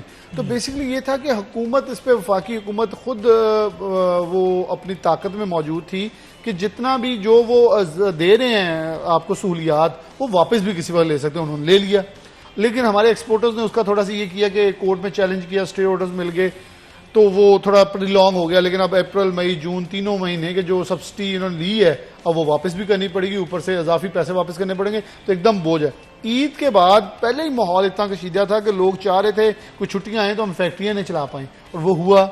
50% स्पिनिंग बंद पड़ी, आपको मालूम है। ऊपर से अब जो कॉस्ट ऑफ प्रोडक्शन है 50 रुपीज, या मैं कल ही एक दोस्त मुझे कैलकुलेशन करके बता रहे थे, ये अल्लाह का शुक्र है कुछ डॉलर नीचे आया, लेकिन गुज़श्ता रोज फिर 1.5 से पौने 2 रुपये ऊपर चले गया। इवन IMF की किस्त आ गई है, और ऊपर से सऊदी अरब और दुबई का पैसा भी डॉलर आ चुके हैं। समझ से बालातर चीज है कि डॉलर नीचे क्यों नहीं आ रहा। मुझे एक्सपेक्टेड था कि 8 से 9 रुपए का डिप लगेगा, लेकिन वो जंप लगा गया पौने 2 रुपए और 2 रुपए का। ओपन मार्केट में 5-6 रुपए ऊपर चल के फिर से 285 पे चले गया। ये खतरनाक है। क्यों? जब डॉलर ऊपर जाता है ना तो ये कैलकुलेट होना है, आप बेहतर जानते हैं, कैलकुलेट होके बिजली इन्हें मिलनी है। अभी इन्हें कॉस्ट करी है को 38 रुपए फी यूनिट के हिसाब से। अगर डॉलर नीचे आया था तो ये 250 पे आ जाता, तो कमोबेश इन्हें 28, 30, 32 इधर कॉस्ट करेगा। यानी कि 8-9 रुपए बच जाएंगे तो इनकी कॉस्ट ऑफ प्रोडक्शन कम हो जाएगी, चीजें बेहतर हो जाएंगी। अच्छा, इसकी बना के ऊपर ही अब क्योंकि जरा लोकल मार्केट में सीजन आउट चल रहा है, मुहर्रम आ गए हैं, मुहर्रम और जो सफ़र है इस दौरान शादियां और जो खुशी के लम्हात हैं हमारे वो महदूद होने हैं, तो इसलिए वहाँ कोई भी जो ख़रीदारी है वो नहीं होती, रवानी नहीं होती। तो अब सीज़न है सर्दियों का, एक्सपोर्ट ओरिएंटेड सेक्टर के अंदर भी वही बन रहा है, और यहाँ तो गर्मियों के सीज़न के अगले सर्दियों के सीज़न जो आने वाला है उसके हवाले से प्रिपरेशन हो रही है। कॉस्ट ऑफ प्रोडक्शन मंडी जो है वो माली साल के आगाज़ के अंदर सूतर मंडी 2000 रुपये फी बोरा कॉटन गिरी है, 1000 रुपया, दूसरे कुछ गिरे, कोई 500 गिर गया, एकदम डिप आई है। लेकिन उसके बाद फिर 500 से 1000 रुपया ऊपर आ गई है। इसका मतलब है कि फ्लक्चुएशन जो है डॉलर वैसे रिएक्ट नहीं कर रहा जैसे होना चाहिए था। अभी मंडी गिरने की वजूहात अब एक्सपेक्टेड हैं कि और गिर जाएगी, लेकिन फिर इन्हें सार उसका प्राइसेस को कंसिस्टेंट रहना कितना ज्यादा जरूरी है बिजनेस के एनवायरनमेंट को बेहतर बनाने। अच्छा, एक्सपोर्टर्स तो कहते हैं कि आप 300 पे डॉलर एक बार लॉक कर दें, हमें बता दें 6 महीने यही रहेगा, मतलब 2-3 पैसे का ऊपर नीचे तो होता है। शराब आप बेहतर जानते हैं कि अब फॉर एग्जांपल डॉलर आपने रेट बुक कर लिया 282 का, तो अब आपने कॉस्टिंग करनी है 275 रुपए की, तो 10 रुपए महंगा रख के महंगा लेके माल सस्ता बेच रहे हैं, तो ये तो नहीं होता ना। अब ये तो नुकसान अच्छा खासा डॉलरों में। अब ऐसे ही अगर आपने लिया हुआ 275 का 280 का, फिर तो आपकी मौजें लग जाएंगी, जो लगी भी। एक्सपोर्टर्स ने बहुत कुछ कमाया इसमें से। फिर हमारे एक्सपोर्टर्स को बहुत सारी मसाइल जो है उससे दो चार किया जाता है खालिस्तान। अभी मैं कल एक ग्रुप में देख रहा था कि एक दोस्त ने वो बूमा के ग्रुप में उन्होंने लिखा कि जो एक्साइज टैक्सेशन डिपार्टमेंट वाले आए और वो कहते हैं कि आप रोड का हैवी ट्रैफिक का भी टैक्स दें। एक नया टैक्स आ गया है कि आपकी वो जो आप माल लेके जाते हैं, मेरा ख्याल इसी मद में होगा। अब इस पे हम अपने दोस्तों मैरजमन से कहेंगे कि ये हमें भी क्लैरिटी कुछ चाहिए कि ये अब क्या कौन सा नया टैक्स, यानी कि ईज नहीं कर रहे। और आपको पता है ईज ही एक वाहिद हल है। जब आप अपने देखें ना शराज, अब हमारे जो कंपेटिटिव हैं, वियतनाम ऊपर है, उससे बेहतरी दिखाई है, बांग्लादेश बेहतरी दिखा रहा है, भारत बेहतरी दिखा रहा है, श्रीलंका पॉजिटिव पॉइंट्स में है। हम क्यों खसारे में जा रहे हैं? The good thing is this कि अगर गवर्नमेंट डेफिनेटली जो एक्सपोर्ट ओरिएंटेड सेक्टर्स हैं वो कह रहे हैं खसारा है, लेकिन अगर आप जून की रिपोर्ट उठा के देखें 2022-23 के आखिरी महीने की, तो पॉइंट्स बेहतर हुई है। ऐसे ही LSM में 5% जो है वो इंक्रीज आया है, बेहतर हो रही है। लेकिन बेहतरी के अंदर वो इस हद तक बेहतरी नहीं है। जब आप देखते हैं कि आप मुकाबला करते हैं भारत से, वो $700 अरब से बड़ी इकॉनमी बन गई है सालाना, हम $30 अरब से भी नीचे जा चुके हैं दोबारा। हमारे मध्य मुकाबले बांग्लादेश $52 अरब से ज्यादा एक्सीड कर गया है, वियतनाम कोई $100 अरब को क्रॉस कर रहा है, श्रीलंका दोबारा पांव पे आ गया है। तो हमें ये सोचना होगा कि आखिरकार हमें पॉलिसी कंसिस्टेंसी जो है वो बड़ी इस वक्त मुतासर करी है शराज। और एक्सपोर्टर्स परेशान है भी, कारोबार कर रहे हैं, कोई ये छोटी मोटी कारोबार है तो नहीं है, कोई 3 अरब रुपया उठाएंगे, फैक्ट्री क्लोज करेंगे, जेब में डाल के ले जाएंगे। इन्होंने जीना मरना पड़ेगा इन्हें जहाँ। बहुत ज्यादा जरूरी है क्योंकि इस वक्त हालात इस नहज पर पहुंच चुके हैं कि मुझे भी कुछ इतलात मिली है, कोई यहाँ से फैसलाबाद से कई लोग जो हैं वो बड़ी पार्टी हैं, बड़े नाम है, बड़ी कंपनी है जो कि कतर में दुबई में अपने प्लांट्स को शिफ्ट कर रहे हैं, they have purchased the land there और अपनी फैक्ट्रीज वहां पर मुंतकिल कर रहे हैं। क्यों? क्योंकि बांग्लादेश के अंदर इस वक्त लेबर भी सस्ती है, कॉस्ट ऑफ डूइंग बिजनेस कम है, टैक्सेस के ऊपर 10 साल की छूट दी जा रही है। ये वो फैसिलिटीज हैं जो अपने मुल्क में रह के भी हमारा एक्सपोर्टर मांगता है कि हमें ये फैसिलिटीज दी जाएं। हमारे लिए टेक्सटाइल पॉलिसी के तहत बिजली और गैस की कीमतें मुख्तस कर दी जाएं 5 साल के लिए। 5 साल आप बिजली की कीमतों को नहीं छेड़ेंगे, अगर छेड़ेंगे तो डोमेस्टिक के लिए छेड़ेंगे, एक्सपोर्टर्स के लिए नहीं छेड़ेंगे। ये सबसे बड़ी डिमांड्स है जो कि मेरे एक्सपोर्टर्स की होती हैं कि हमें हमारे रिफंड्स मिल जाए। रिफंड्स में कब से नहीं मिले? शराज, रिफंड्स वाला मामला तो ये देखिए ना, मैं कुछ दिन पहले भी इस प्रोग्राम में एक जिक्र कर चुका हूँ। एक आपको भी पता है एक्सपोर्ट फैसिलिटेशन स्कीम जो है 2021 की आई है, 2023 में आ गया, 2 साल बाद उसके ऊपर इंप्लीमेंटेशन हो रहा है। क्यों? बाकी स्कीम चली थी, लोग एंजॉय करते। अब एक्सपोर्टर को आप ये नहीं बता सके कि अगर आपका खाम माल देने वाला, आपका बायर और आप खुद तीनों ईएफएस के अंदर रजिस्टर्ड हो तो आपको 17% सेल टैक्स ही डिडक्ट हो जाता है। हाँ, अब आपको थ्रेशोल्ड भी 12-15 नहीं मिलेगा, सारे का सारा पैसा आपका बच जाएगा। इतनी बड़ी स्कीम थी, आपने उससे बिल्कुल बेखबर रखा। अब ईएफएस लागू हो चुकी है, ये गुड थिंग है और ऐसी स्कीम्स होनी चाहिए जहां आपको भी पता हो। यहां मैं एक्सपोर्टर्स को अब थोड़ा सा क्रिटिसिज्म करूंगा कि आपने 1 लाख पीस देना है, आप 2 लाख का माल मंगवा लेते हैं, बाद में 50,000 जा रहा होता है, बाकी सारा आप डंप कर लेते हैं या लोकल मार्केट के अंदर सेल आउट कर देते हैं, या अगले ऑर्डर्स के लिए जिसे अंडर इनवॉइसेस का नाम या फेक इनवॉइसेस के नाम से पुकारा जाता है। अब ये हमारे एक्सपोर्टर भी, तो ये एक अच्छी स्कीम है, जो अच्छे एक्सपोर्टर्स काम कर रहे हैं उनके लिए हौसला अफजाई थी कि आप लोग ईएफएस के अंदर आ जाएं, आप जो टैक्स डिडक्शन है उससे भी एग्जाम्प्ट हो जाएंगे और आपको एक बहुत बड़ा मार्जिन मिल जाएगा कि आप जो खास तौर पे मौशी बहरान जिसे हम कहते हैं कि मतलब वो कैश फ्लो का मसला है, वो भी थोड़ा सा लाइट हो जाएगा। तो चीजें बेहतर हो रही हैं, पॉजिटिव वाइब्स थी। लेकिन मुझे लग रहा है कि मंडे के बाद और ट्यूसडे नेक्स्ट वीक अच्छा एक साइंस देगा, क्योंकि उसके बाद तो मुहर्रम में आगाज हो जाएगा, तो अगला वीक बड़ा इंपॉर्टेंट होगा। मुहर्रम भी आगाज हो जाएगा और मंडी जो सताबे चलेगी कि ये आईएमएफ के आने वाला पैसा जो दुबई से भी आ गया, सऊदी, उसका इम्पैक्ट क्यों नहीं आया, और इम्पैक्ट आना भी चाहिए। और आपने जो बात की है उसमें मैं एक बात कहूँगा कि हमारे जब भी मैंने खुद इसहाक डार साहब से जब इंटरव्यू लंदन में किया था तो वो बड़े इस हवाले से कॉन्फिडेंट थे कि उनके पास बहुत कुछ मौजूद है। प्रॉब्लम ये है कि जब हम जाएं एक्सपोर्ट की तरफ, आईएमएफ आपको ये नहीं कहता, ये आप इसका खदोखाल पढ़ लें, आईएमएफ नहीं कहता कि आप एक्सपोर्टर्स का गला दबा दें, वो कहता है मुझे टैक्स रेवेन्यू लेके दें। तो आपके मुल्क में तो 24 लाख लोग टैक्स दे रहे हैं, सारा मुल्क तो आपका एक दूसरे को लूट रहा है, कोई टैक्स देने को तैयार नहीं है, एक जॉब होल्डर देख रहा है और एक एक्सपोर्टर दे रहा है। तो आप लोग, यही तो एक्सपोर्टर होते हैं कि जो ऑलरेडी टैक्स दे रहे हैं उसको मत स्क्वीज आउट करें ज्यादा, आप थोड़े और टैक्स नेट बढ़ाएं। अब टैक्स नेट बढ़ाएं ना, आप क्या करते हैं जिसके ऊपर टैक्स लगा उसे और आपने बताया कि मजीद नया टैक्स आ गया, कैरेज टैक्स आ गया, कैरेज टैक्स के नाम से वो उसे कर देंगे। प्रॉब्लम क्या है, एक्सपोर्टर को आप फैसिलिटेशन ये दें कि आप अपनी एक्सपोर्ट्स बढ़ाएं, हम आपको रायत देंगे, और आप जॉब होल्डर कहेंगे आप जो दे रहे हैं आपको रायत मिलेगी, लोग कन्विंस हो। आप क्या कहते हैं जी, आप अगर फॉर एग्जाम्पल यहां से बाइंग करते हैं तो आपको इतना टैक्स करना पड़ेगा, वो कहता है बैंक से पैसा ही काट लो। क्यों? उन्हें पता है गवर्नमेंट ही लुटी जा रही है, हमने इनसे। अब फिर आईएमएफ को भी आप रियलाइज करवाएं कि हमारा एक्सपोर्टर जब रिलैक्स होगा, ये एक्सपोर्ट्स करेगा, ज़र मुबादला आएगा, तो हम आपकी किस्त जल्दी उतार सकेंगे और सौखी उतार सकेंगे। ये एक बहुत कोई 30 मार खां फार्मूला नहीं है, ये उनको पता है। वो भी कहते हैं कि अपने जो अल्ले तल्ले हैं वो कम करें, एक्सपोर्टर के ऊपर जाएं, लेकिन ये क्या करते हैं फिर जाके एक्सपोर्टर के, क्योंकि उनको तो मार्जिन चाहिए कि आपने पैसा हमें किस्त कहां से देनी है, गवर्नमेंट कहती है यहां से देंगे। अब आप देखें 1700 लोग मुफ्त हज पे गए हैं, ते वाकई वजीर जो थे मजीब अबू, उन्होंने अपने तो पैसे दे दिए, भाजन हाथ जोड़ दें, अपने पैसे ना दो वापस ले लो, इन्होंने दबाओ 1700 लोगों के।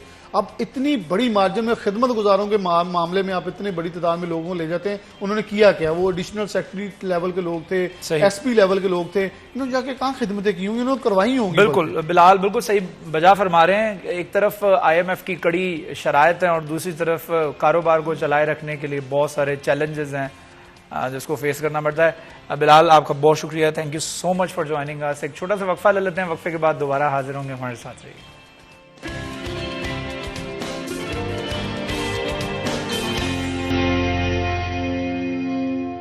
वेलकम बैक जी सिटी एट 10 में एक मरतबा फिर आपको खुशामदीद कहते हैं। मैं हूं आपका होस्ट शराज भट्ट। प्रोग्राम को आगे बढ़ाते हैं, हमारे साथ मौजूद है हमारे बड़े खास मेहमान जिनका तारुफ आपको करवाता हूं, उसके बाद हम अपनी गुफ्तगू के सिलसिले को आगे बढ़ाएंगे। हमारे साथ मौजूद हैं काशिफ ज़िया साहब, जो कि Pakistan hosiery manufacturers and exporter association के साबिक चेयरमैन भी हैं, और पाकिस्तान बिजनेस फोरम के प्रेसिडेंट है फैसलाबाद से। Very warm welcome to our show. कैसे हैं आप? बिल्कुल ऑल गुड। अच्छा, ये बताइएगा कि हमने जैसे आपका तारुफ मैंने बिजनेस के हवाले से करवाया, तो आज हम कारोबार के हवाले से ही बात करना चाह रहे हैं। किस हद तक कंड्यूसिव एनवायरनमेंट है पाकिस्तान में, और खासतौर पर फैसलाबाद में, टेक्सटाइल सिटी फैसलाबाद के अंदर, कि हम नए स्टार्टअप्स लेके आ सकें? शराज, अगर एग्जिस्टिंग इंडस्ट्री की बात कीजिए जो ऑलरेडी चल रही है, वो इस टाइम बदहाली का शिकार है। लोकल इंडस्ट्री बिल्कुल इस टाइम पर कोलैप्स कर चुकी है। जो एक्सपोर्ट इंडस्ट्री वो समहाउ चल रही है क्योंकि उनके पास एक्सपोर्ट के ऑर्डर्स हैं, लेकिन उस पीक के नहीं जिस पीक पे लास्ट ईयर फिस्कल ईयर में थे। अभी नई इंडस्ट्री का जो कॉन्सेप्ट है वो डेफिनेटली एक जो बात है अपॉर्चुनिटी, वो तो डेफिनेटली है, वो तो ऑल द टाइम है। क्राइसिस चल रहा है इस टाइम पे, लेकिन ये कि जो स्मॉल मीडियम इंडस्ट्री है उसका डेफिनेटली कहीं ना कहीं इम्पैक्ट लाजमी है कि अगर आप कोई नए स्टार्टअप्स लेते हो, और ख़ास तौर पे अगर आईटी सेक्टर की बात की जाए, उसमें जाए आईटी की एक्सपोर्ट की जाए, क्योंकि पाकिस्तान का सर्वाइवल और हमारी इकोनॉमी का सर्वाइवल सिर्फ फॉरेन रेमिटेंस, और फॉरेन रेमिटेंस जो है वो एक्सपोर्ट इंडस्ट्री से आपकी आ सकती है। तो गवर्नमेंट का फोकस भी इस टाइम पे ये है कि एग्रीकल्चर के ऊपर जाया जाए, आईटी के ऊपर जाया जाए।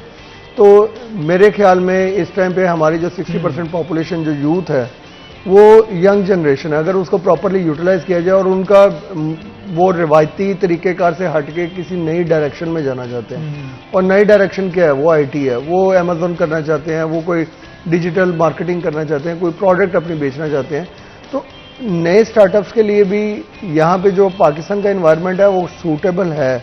लेकिन ये कि हमें डायरेक्शन देनी है अपनी यूथ को, अपनी आने वाली नस्ल को, कि वो किस तरह कौन से नए स्टार्टअप्स ले सकते हैं जिसमें पाकिस्तान का भी फायदा और उनका अपना भी फायदा हो। यूथ जो है they are confused right now. हमें नया बिजनेस करना चाहिए, नहीं करना चाहिए, ई कॉमर्स में चले जाएं, पैसे लगा के कोई इंडस्ट्री लगा लें।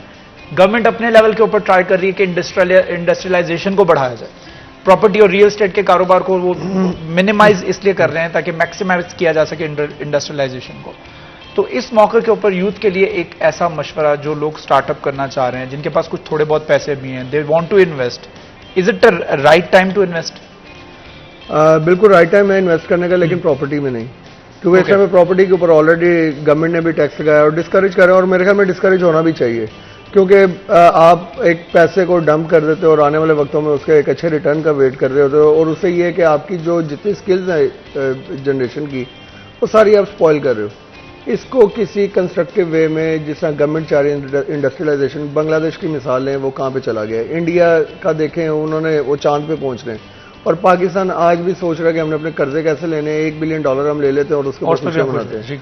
और ये सारी चीज़ें, ये हमारा माइंडसेट है। हमसाया ममालिक में मिसाल दे रहे हैं कि बांग्लादेश हो गया, इंडिया हो गया, वो हमसे कई गुना आगे जा चुके हैं, और पाकिस्तान कब आगे जाएगा मुझे तो आने वाले 5-10 सालों में नियर फ्यूचर में नजर नहीं आता कि हम सिर्फ नुकसान इतना हो चुका है कि उस नुकसान को हमें ओवरकम करने के लिए बड़ा वक्त चाहिए। इकोनॉमिक क्राइसिस से ही बाहर आ सकें, कि ये जो हमने कर्जे देने हैं इन्हीं चीज़ों से बाहर आ सकें। लेकिन ये कि हमारे पास वाहिद रास्ता क्या है, एट दी एंड कहीं ना कहीं किसी ना किसी स्टेज पे जाके तो आपको बाहर निकलना है, और निकलना कैसे, आपको दिन रात मेहनत करनी है। मेहनत की आपको राइट डायरेक्शन चाहिए। राइट डायरेक्शन में क्या है, आपकी पॉलिटिकल स्टेबिलिटी, आपकी इकोनॉमिक स्टेबिलिटी है। जब तक ये दोनों चीज़ें आपकी राइट डायरेक्शन पे नहीं होंगी, दोनों पैरेलल नहीं चलेंगी, साथ साथ नहीं चलेंगी, तब तक आपकी कंट्री की जो डायरेक्शन है वो सीधी होने वाली नहीं है। नो डाउट एक्सपोर्ट इंडस्ट्री में आपका चल रहा है, लेकिन डिवैल्यूएशन की सर पे चल रहा है। आप देखें कि आपकी करेंसी कितनी डिवैल्यू कर चुकी है। आप इंडिया की मिसाल ले लें, आप बांग्लादेश की मिसाल ले लें, उनका अगेंस्ट डॉलर जो है उनकी करेंसी का क्या रेट है। पाकिस्तान जो आज इंटरनेशनल मार्केट में अपनी एक्सपोर्ट प्रोडक्ट सेल कर रहा है, वो just because of at the moment आपकी डिवैल्यूएशन इतनी हो गई है। जो प्रोडक्ट आप $3 की बेच रहे थे, वो $2, $2.25, $2.5 की आप बेच रहे हो। दैट्स मीन कि आप सस्ता ऑफर कर रहे हो तो वो आपसे ले रहे हैं, और सस्ता कहीं भी पूरी दुनिया में ऑफर करोगे, उनकी मजबूरी उन्होंने लेना ही लेना। लेकिन ये कि आप अगर क्वांटिटी का एनालिसिस करो, आप पिछले 5 सालों में क्या क्वांटिटी बेच रहे थे, आज क्या बेच रहे हो, आप डॉलर का एनालिसिस करो। हमारे वजीर खजाना साहब कहते हैं जी आपकी टेक्सटाइल की एक्सपोर्ट जो है वो $20-21 बिलियन से ऊपर जाती नहीं है, तो कहाँ से जाए। पिछले 10 सालों से कंटिन्यूसली डिवैल्यूएशन हो रही है। तो जब आपकी करेंसी डिवैल्यू कर देनी है, आप क्वांटिटी देखें कि क्या पाकिस्तान से क्वांटिटी इंक्रीज नहीं हुई। क्वांटिटी का अगर एनालिसिस करेंगे तो यस डेफिनेटली पाकिस्तान का large scale manufacturing, small medium industry ये और कॉटेज इंडस्ट्री, ये सारों के अंदर पोटेंशियल ग्रोथ हुई है। उन्होंने अपनी कैपेसिटीज बढ़ाई हैं, उनकी क्वांटिटीज इंक्रीज हुई हैं। लेकिन इन टर्म्स ऑफ डॉलर जब जाते हैं तो ऑब्वियसली आपका डिवैल्यूएशन का फैक्टर है, आप इसको भी मद्देनजर रखें, तब आप एनालिसिस करेंगे तो आपको पता चल जाएगा कि आपकी एक्सपोर्ट इंडस्ट्री टेक्सटाइल में पोटेंशियल है या नहीं है। ना कि सिर्फ टेक्सटाइल में, आपकी फ्रूट एंड वेजिटेबल्स है, आपके और काफ़ी ज़्यादा शोबा है इस तरह के हैं। अच्छा, एक कंफ्यूजन है जिसको क्लियर कर दीजिएगा कि हम कहते हैं और लोगों का एक तासुर है, ये तासुर है या रियलिटी है, ये आप डिफाइन कीजिएगा। लोग कहते हैं कि जी जब डॉलर बढ़ता है तो एक्सपोर्टर को बहुत फायदा होता है, तो इसमें किस हद तक सच्चाई है कि एक्सपोर्टर्स वो मुनाफे में होते हैं? जी, मेरे ख्याल में बहुत ज़्यादा मुनाफे में इस तरह होता है कि अगर आपने आज एक्सपोर्ट की कोई रेमिटेंस को पेमेंट आई है तो वो डॉलर का अगर फ्लक्चुएट कर गया, 2-3 रुपए अप्रिशिएट किया है जो डॉलर अगेंस्ट पाकिस्तानी करेंसी, तो डेफिनेटली उसका इन टर्म्स ऑफ पाक करेंसी तो हमें पैसे ज़्यादा मिल गए। तो जो आज शाम को जाके हम नई बाइंग करेंगे, कोई भी रॉ मटेरियल खरीदेंगे, तो क्या डॉलर अप्रिशिएट करने से और पाकिस्तानी करेंसी डिवैल्यू होने से रॉ मटेरियल महंगा नहीं होता? आपकी बिजली गैस महंगी होती है, आपका आने वाले वक्तों में जो आपकी लेबर कॉस्ट है वो ऊपर चली जाती है। तो जब ये चीज़ें ऊपर जाती हैं तो मुझे वो बताइएगा कि आज के दिन का फ़ायदा और आने वाले 10 दिनों का नुकसान कौन सी चीज़ बेहतर, 10 दिनों का नुकसान या 1 दिन का फ़ायदा? हमें तो ये कहीं पे भी जो है वो जस्टिफाई नहीं करता, लेकिन एक परसेप्शन बनी हुई है। और आज का जो कस्टमर है वो बहुत सियाना है, उसको पता है कि पाकिस्तानी करेंसी की डिवैल्यूएशन कितने % हो रही है, वो उतने % प्राइस में कट लगा देता है। ओके, तो आपको कहां से बेनिफिट है? ये एक जो मिथ थी, एक जो परसेप्शन थी कि एक्सपोर्टर को बड़ा फायदा है, वो जमाने गुजर चुके हैं। वो तब के थे जब ग्लोबल वॉर जो चल रही है हमारी इकोनॉमिक सिचुएशन की, इसके अंदर आपका जो ग्लोबल विलेज बना हुआ है इस समय पूरी दुनिया जो है, तब उनको इन्फॉर्मेशन नहीं थी पाकिस्तान में क्या हो रहा है, इंटरनेट की फैसिलिटी नहीं थी। आज इस टाइम पे तो आज वो एक ईमेल ड्रॉप करते हैं, कराची चलेगी, लाहौर चलेगी, फैसलाबाद आ गई, हर एक से काउंटर वो कॉस्टिंग ले लेते हैं और ओपन कॉस्टिंग लेते हैं कि कौन से रॉ मटेरियल की कॉस्ट क्या है, आपके करेंसी एक्सचेंज रेट क्या है। तो जब वो पूरे उन्होंने तो बिठाए हुए हैं एनालिसिस करने वाले, इवन कराची में गैस का रेट और पंजाब का गैस का रेट, और उन्हें वो भी पता होता है और वो पंजाब को उस हिसाब से रेट देते हैं और कराची को उस हिसाब से रेट देते हैं। दैट्स मीन कि ये पाकिस्तानी इकोनॉमी जो है, ये पूरा माइंडसेट गवर्नमेंट के साथ जब तक राइट डायरेक्शन में नहीं होगा, जब तक पॉलिसी उस तरह की नहीं आएंगी, और आने वाले वक्तों में ये डिवैल्यूएशन चलती रहनी है। मुझे तो नियर फ्यूचर में ये डिवैल्यूएशन के ऊपर ही ओवरकम करते हुए नजर नहीं आ रहा, क्योंकि पाकिस्तान ने IMF के बहुत बड़े कर्जे जो हैं वो वापस करने हैं। वो कहाँ से करने हैं? हमारे पास सोर्स ऑफ इनकम क्या है?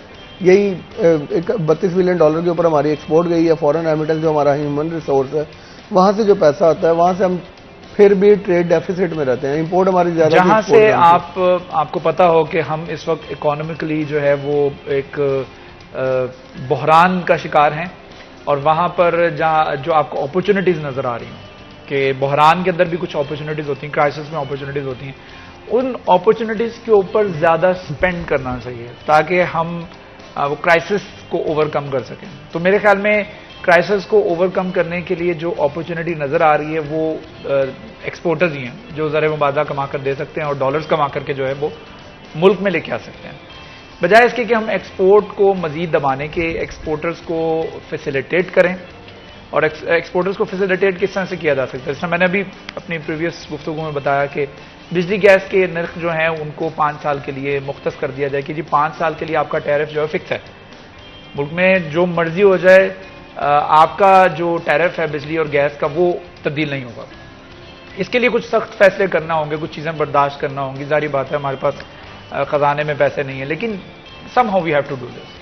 कुछ ना कुछ दरमियानी रास्ता हमें अपनाना होगा। DLTL रिफंड्स जो सेल्स टैक्स रिफंड्स हैं उनकी उनमें एक मुस्तकिल मिजाजी आ जाए कि उसकी बहाली के लिए मुस्तकिल मिजाजी आ जाए। मैं आपको यकीन के साथ कहता हूं क्योंकि मैं खुद एक ट्रेड और बिजनेस को देख रहा हूं कि अगर हम एक्सपोर्टर्स को ये फैसिलिटीज दे देते हैं तो आई बेट यू कि अगले 5 सालों के अंदर आप देखें आपकी एक्सपोर्ट जो है वो बांग्लादेश तक तो नहीं, लेकिन एटलीस्ट नियर टू बांग्लादेश पहुंच सकती है। मेरे ख्याल में हम कहते हैं जी काशिफ साहब के ग्लोबल क्राइसिस है जी, हम हालात खराब हैं, देखिए जी हालात इस वजह से खराब है कि ग्लोबल क्राइसिस है। मुल्क के अंदर पूरी दुनिया में मांग नहीं है कपड़े की, पूरी दुनिया में फलां चीज की मांग नहीं है जो हम एक्सपोर्ट कर रहे हैं। मैं ये कहता हूं कि अगर पूरी दुनिया में ग्लोबल क्राइसिस है, बांग्लादेश क्यों तरक्की कर रहा है? वाई देयर इंडिया क्यों तरक्की कर रहा है IT में? उन्होंने इस क्राइसिस ग्लोबल क्राइसिस में तरक्की कर रहे हैं ना, तो हम क्यों नहीं कर पा रहे हैं? क्या रीजन है? शायद उसमें सबसे बड़ा ये है कि गवर्नमेंट से जिस आपने बात की बिजली गैस रिफंड ये चीज़ें चाहिए और हमें फैसिलिटेट किया जाए एक अच्छे अंदाज में इस टाइम पे भी 32 महकमे हमारे ऊपर हैं कि एक टेक्सटाइल इंडस्ट्री के ऊपर जो 32 महकमे हैं, आपको डिफरेंट टाइम में उनको डील करना पड़ता है। सही। क्या जो नया एंटरप्रेन्योर है वो अगर एंटर होना चाह रहा है, कोई यंग जनरेशन का कोई बच्चा है आना चाह रहा है एक्सपोर्ट के बिजनेस में, क्या गवर्नमेंट ने कोई इस तरह की पॉलिसी बनाई है कि उनको ईजी स्टार्टअप दिया जाए? उन्होंने तो सिर्फ महकमों में जाके रजिस्ट्रेशन करवाने का जो प्रोसेस है वो इतना कॉम्प्लिकेट है। और हमारी यहाँ पे तो अगर किसी बंदे ने जाके अपनी रजिस्ट्रेशन करवानी है, एक्सपोर्ट करना चाह रहा है, कोई उनको गाइड करने वाले नहीं है। ये जो इन्होंने TDEP के इदारे बनाए हुए हैं, trade development authority of Pakistan, development authority of Pakistan trade की, वो पूरी दुनिया में जाके बैठ के पाकिस्तान की नुमाइंदगी कर रहे हैं कि पाकिस्तान से ये प्रोडक्ट खरीदो। क्या आप फैसिलिटेट कर रहे हो कि आपकी जो ग्राउंड रियलिटीज़ हैं, जो आपकी यूथ है जो 60% है, क्या उनको गाइड करने वाला कोई है? कि उन्होंने एक्सपोर्ट का बिजनेस स्टार्ट करना था, वो किस तरह स्टार्ट करेंगे? उनको क्या रजिस्ट्रेशन करवाने 10 से 20 महकमे उनको एटलीस्ट जस्ट स्टार्ट रजिस्ट्रेशन करवाने के लिए पड़ते हैं। उसके बाद उनकी फीसेज है। क्या ये वन विंडो ऑपरेशन नहीं हो सकता? गवर्नमेंट आज अनाउंस करे कि आप कंपनी रजिस्ट्रेशन कराए, कोई भी चीज़ उठाओ बेचो, कोई भी चीज़ उठा के बाहर के मुल्क में फेंको। क्या उनको बेचना नहीं आता? जिनको यहाँ पे सोशल मीडिया यूज करना आता है उनको अपने प्रोडक्ट बेचना कोई बहुत बड़ा आप ये देखें कि पहले से आप GSECP के पास जाएं, अपना बिजनेस रजिस्टर्ड करवाएं, उसके बाद ये अपने NTN बनाएं, उसके बाद आप चैम्बर ऑफ कॉमर्स की मेंबरशिप लें, रेलेवेंट एसोसिएशंस की मेंबरशिप लें। इतना कॉम्प्लिकेटेड कर दिया है कि एक नया स्टार्टअप करने वाला कहता है कि यार चलो रहने दो, कुछ और अल्टरनेट काम कर लेते हैं जहां पे मुझे बहुत ज़्यादा डॉक्यूमेंटेशन में ना जाना पड़े। जिसना काजी साहब ने बताया कि इसको वन विंडो कर दिया जाए, एक इदारे के अंदर जाएं और वहीं पे आपकी रजिस्ट्रेशन भी हो जाए, वहीं पे आपके टैक्सेस अदा हो, वहीं से आपको रजिस्टर्ड कर दिया जाए और आप एकदम से तैयार हो बिजनेस करने के लिए। आसानियां जो है ना वो कारोबार के अंदर होनी चाहिए और ये बहुत ज़्यादा ज़रूरी है। तो काजी साहब ये बता दीजिएगा कि एक्सपोर्ट की क्या सूरत हाल है गारमेंट और नेटवेयर की इस वक्त? एक्सपोर्ट कंटिन्यूस डाउनफॉल का शिकार है just because of devaluation. Quantity में हम ऊपर जा रहे हैं और वैल्यू ऑफ मनी में हम नीचे जा रहे हैं। और ये आने वाले टाइम में मेरे ख्याल में या तो हम सस्टेन करेंगे, हार्डली जो पिछले साल के फिस्कल ईयर के जो टारगेट्स हैं उनको अचीव कर लें तो वो बहुत बड़ी बात है। ये कैसे हो सकता है? हर आने वाले साल में आपकी लार्ज स्केल मैन्युफैक्चरिंग बढ़ी है, आपकी स्मॉल मीडियम इंडस्ट्री बढ़ी है, लोगों ने इन्वेस्टमेंट की अपनी फैक्ट्रीज के अंदर, अपनी मशीन्स के अंदर। $32 बिलियन का फिस्कल ईयर का टारगेट लास्ट गवर्नमेंट में था, लास्ट टेन्योर में था, और इस साल वज़ीर ख़ज़ाना $30 बिलियन का रखा है। तो आप जब टारगेट ही पिछले सालों से कम सेट कर रहे हो तो आपकी एक्सपोर्ट कहाँ से बढ़ेगी? जब गवर्नमेंट ने मान लिया कि हमारे पास नेक्स्ट आने वाले साल में $30 बिलियन अगर हम अचीव कर लें तो बहुत बड़ा मार्क है, जबकि $32 बिलियन की तो हमने अचीव कर ली, जो आने वाले वक्तों में तो हम ये सोच रहे हैं हम बांग्लादेश को कम्पीट करेंगे।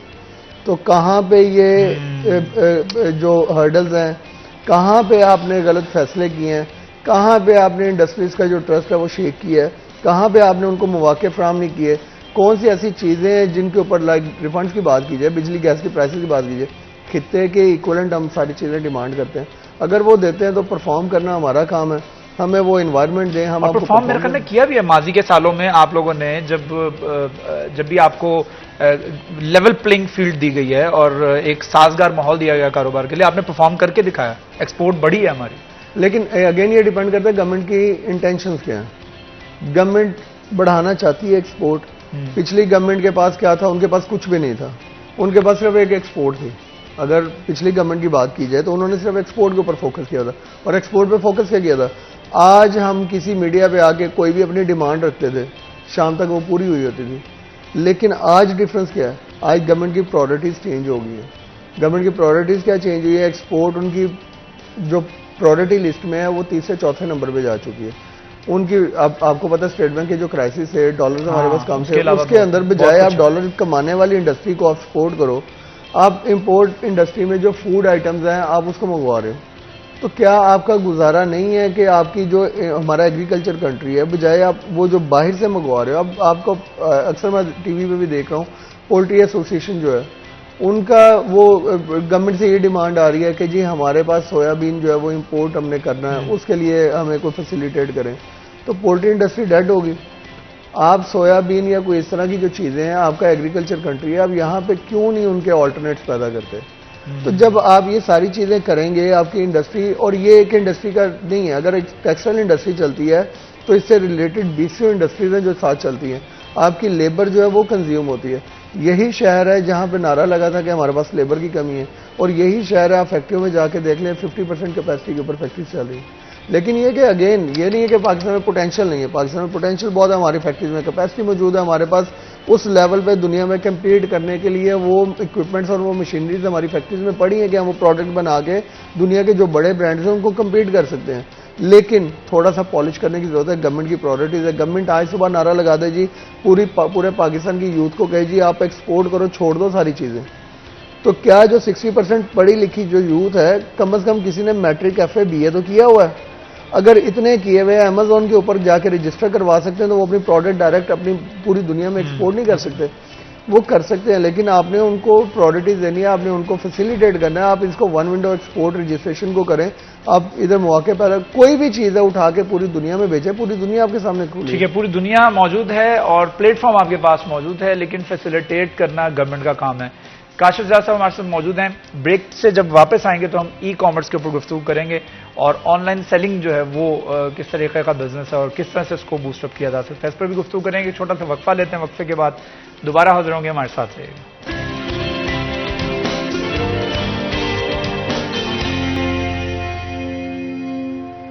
वेलकम बैक CCT at 10 में एक मरतबा फिर आपको खुशामदीद कहते हैं। हमारे साथ मौजूद हैं काशिफ ज़िया और हम गुफ्तगू कर रहे हैं कारोबार के हवाले से। और ब्रेक पे जाने से पहले मैं जैसे बात कर रहा था कि अब हम गुफ्तगू करेंगे थोड़ी सी ई कॉमर्स के हवाले से। ई कॉमर्स का बिजनेस जो है उसके अंदर कितना पोटेंशियल है और इसको किस तरह से ग्रो किया जा सकता है।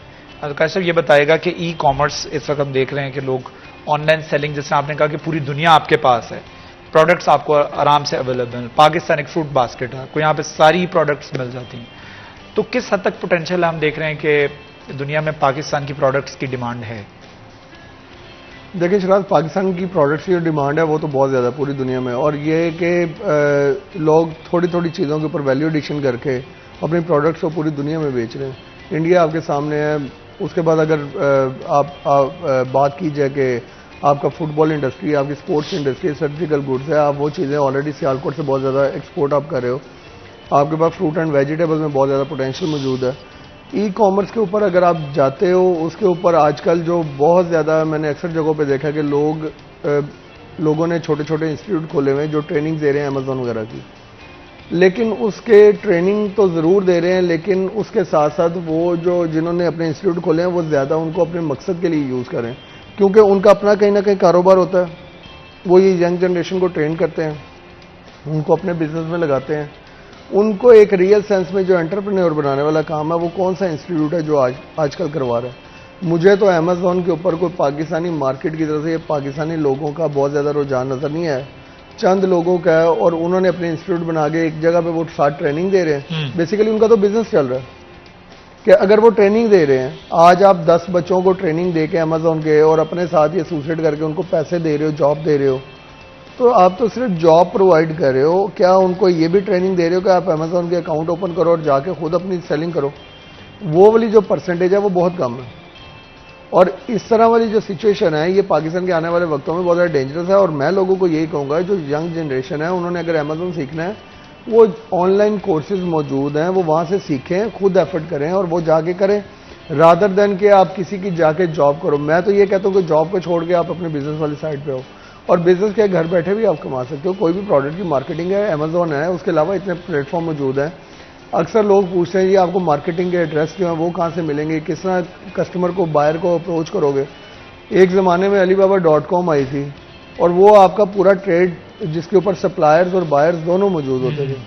अब इस तरह के कई प्लेटफॉर्म्स मौजूद हैं। उसके बाद आपके trade development authority of Pakistan से आप इंफॉर्मेशन ले सकते हो कि आप कौन से कस्टमर को अप्रोच कर रहे हो, और जिन कस्टमर को आप अप्रोच करो वो ऑब्वियसली थ्रू आपको डिजिटल मार्केटिंग या आपको ऑनलाइन बिजनेस के जो मेथड्स हैं उन्हीं के थ्रू ही आपको अप्रोच करना पड़ेगा। अच्छा, ये मसला भी हल हो गया कि आपको कस्टमर्स तलाश करने की ज़रूरत नहीं है। अब आपको कस्टमर चाहिए भी हो तो आप टी-डैप से रब्ता कर सकते हैं कि कहाँ पर पाकिस्तान की कौन सी प्रोडक्ट का जो बिल्कुल वो है। लेकिन ये कि अगेन ये आपको एक पर्सनल एफर्ट्स हैं, वो आपको कोई भी डाटा प्रोवाइड करे, आपको रास्ता तो सारे दिखा देंगे लेकिन चलना तो आपने खुद है उस पर।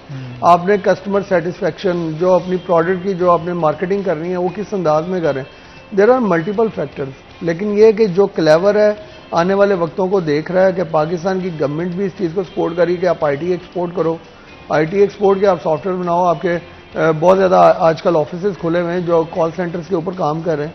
तो वो एक किस्म के इसी तरह की चीज़ें कि जो आप सोर्स ऑफ अर्निंग आप बना रहे हो कि बाहर के ममालिक से आप डॉलर्स या फॉरेन करेंसी एक AI टूल के हवाले से भी बता दीजिए। बड़े क्वेश्चंस आते हैं कि आर्टिफिशियल इंटेलिजेंस के अंदर इस वक्त जॉब्स बहुत ज़्यादा निकल रही हैं और आने वाले 2-4 सालों के अंदर साल 2025 तक लगभग जो है 90 लाख नौकरियां जो हैं वो पैदा होंगी।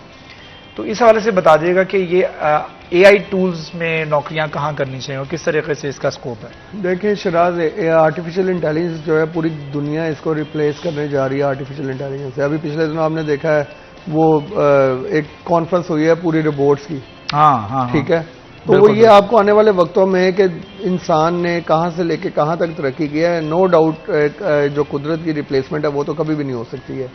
और इस चीज़ के ऊपर जो आर्टिफिशियल इंटेलिजेंस है जो हम लेके जा रहे हैं, सम हाउ लाइक आपको 50-60% आपकी अगर ज़िंदगी में आसानियाँ पैदा कर रहा है तो डेफिनेटली वो आपको रिप्लेस, जहाँ पे आप 4 बंदों से काम ले रहे हो वहाँ पे एक बंदा, उसके ऊपर तो कई आर्टिफिशियल इंटेलिजेंस के रिप्लेसमेंट ऑफ फोटोग्राफी है, उसको बहुत ज़्यादा AI टूल्स आ गए जो रिप्लेस कर रहा है।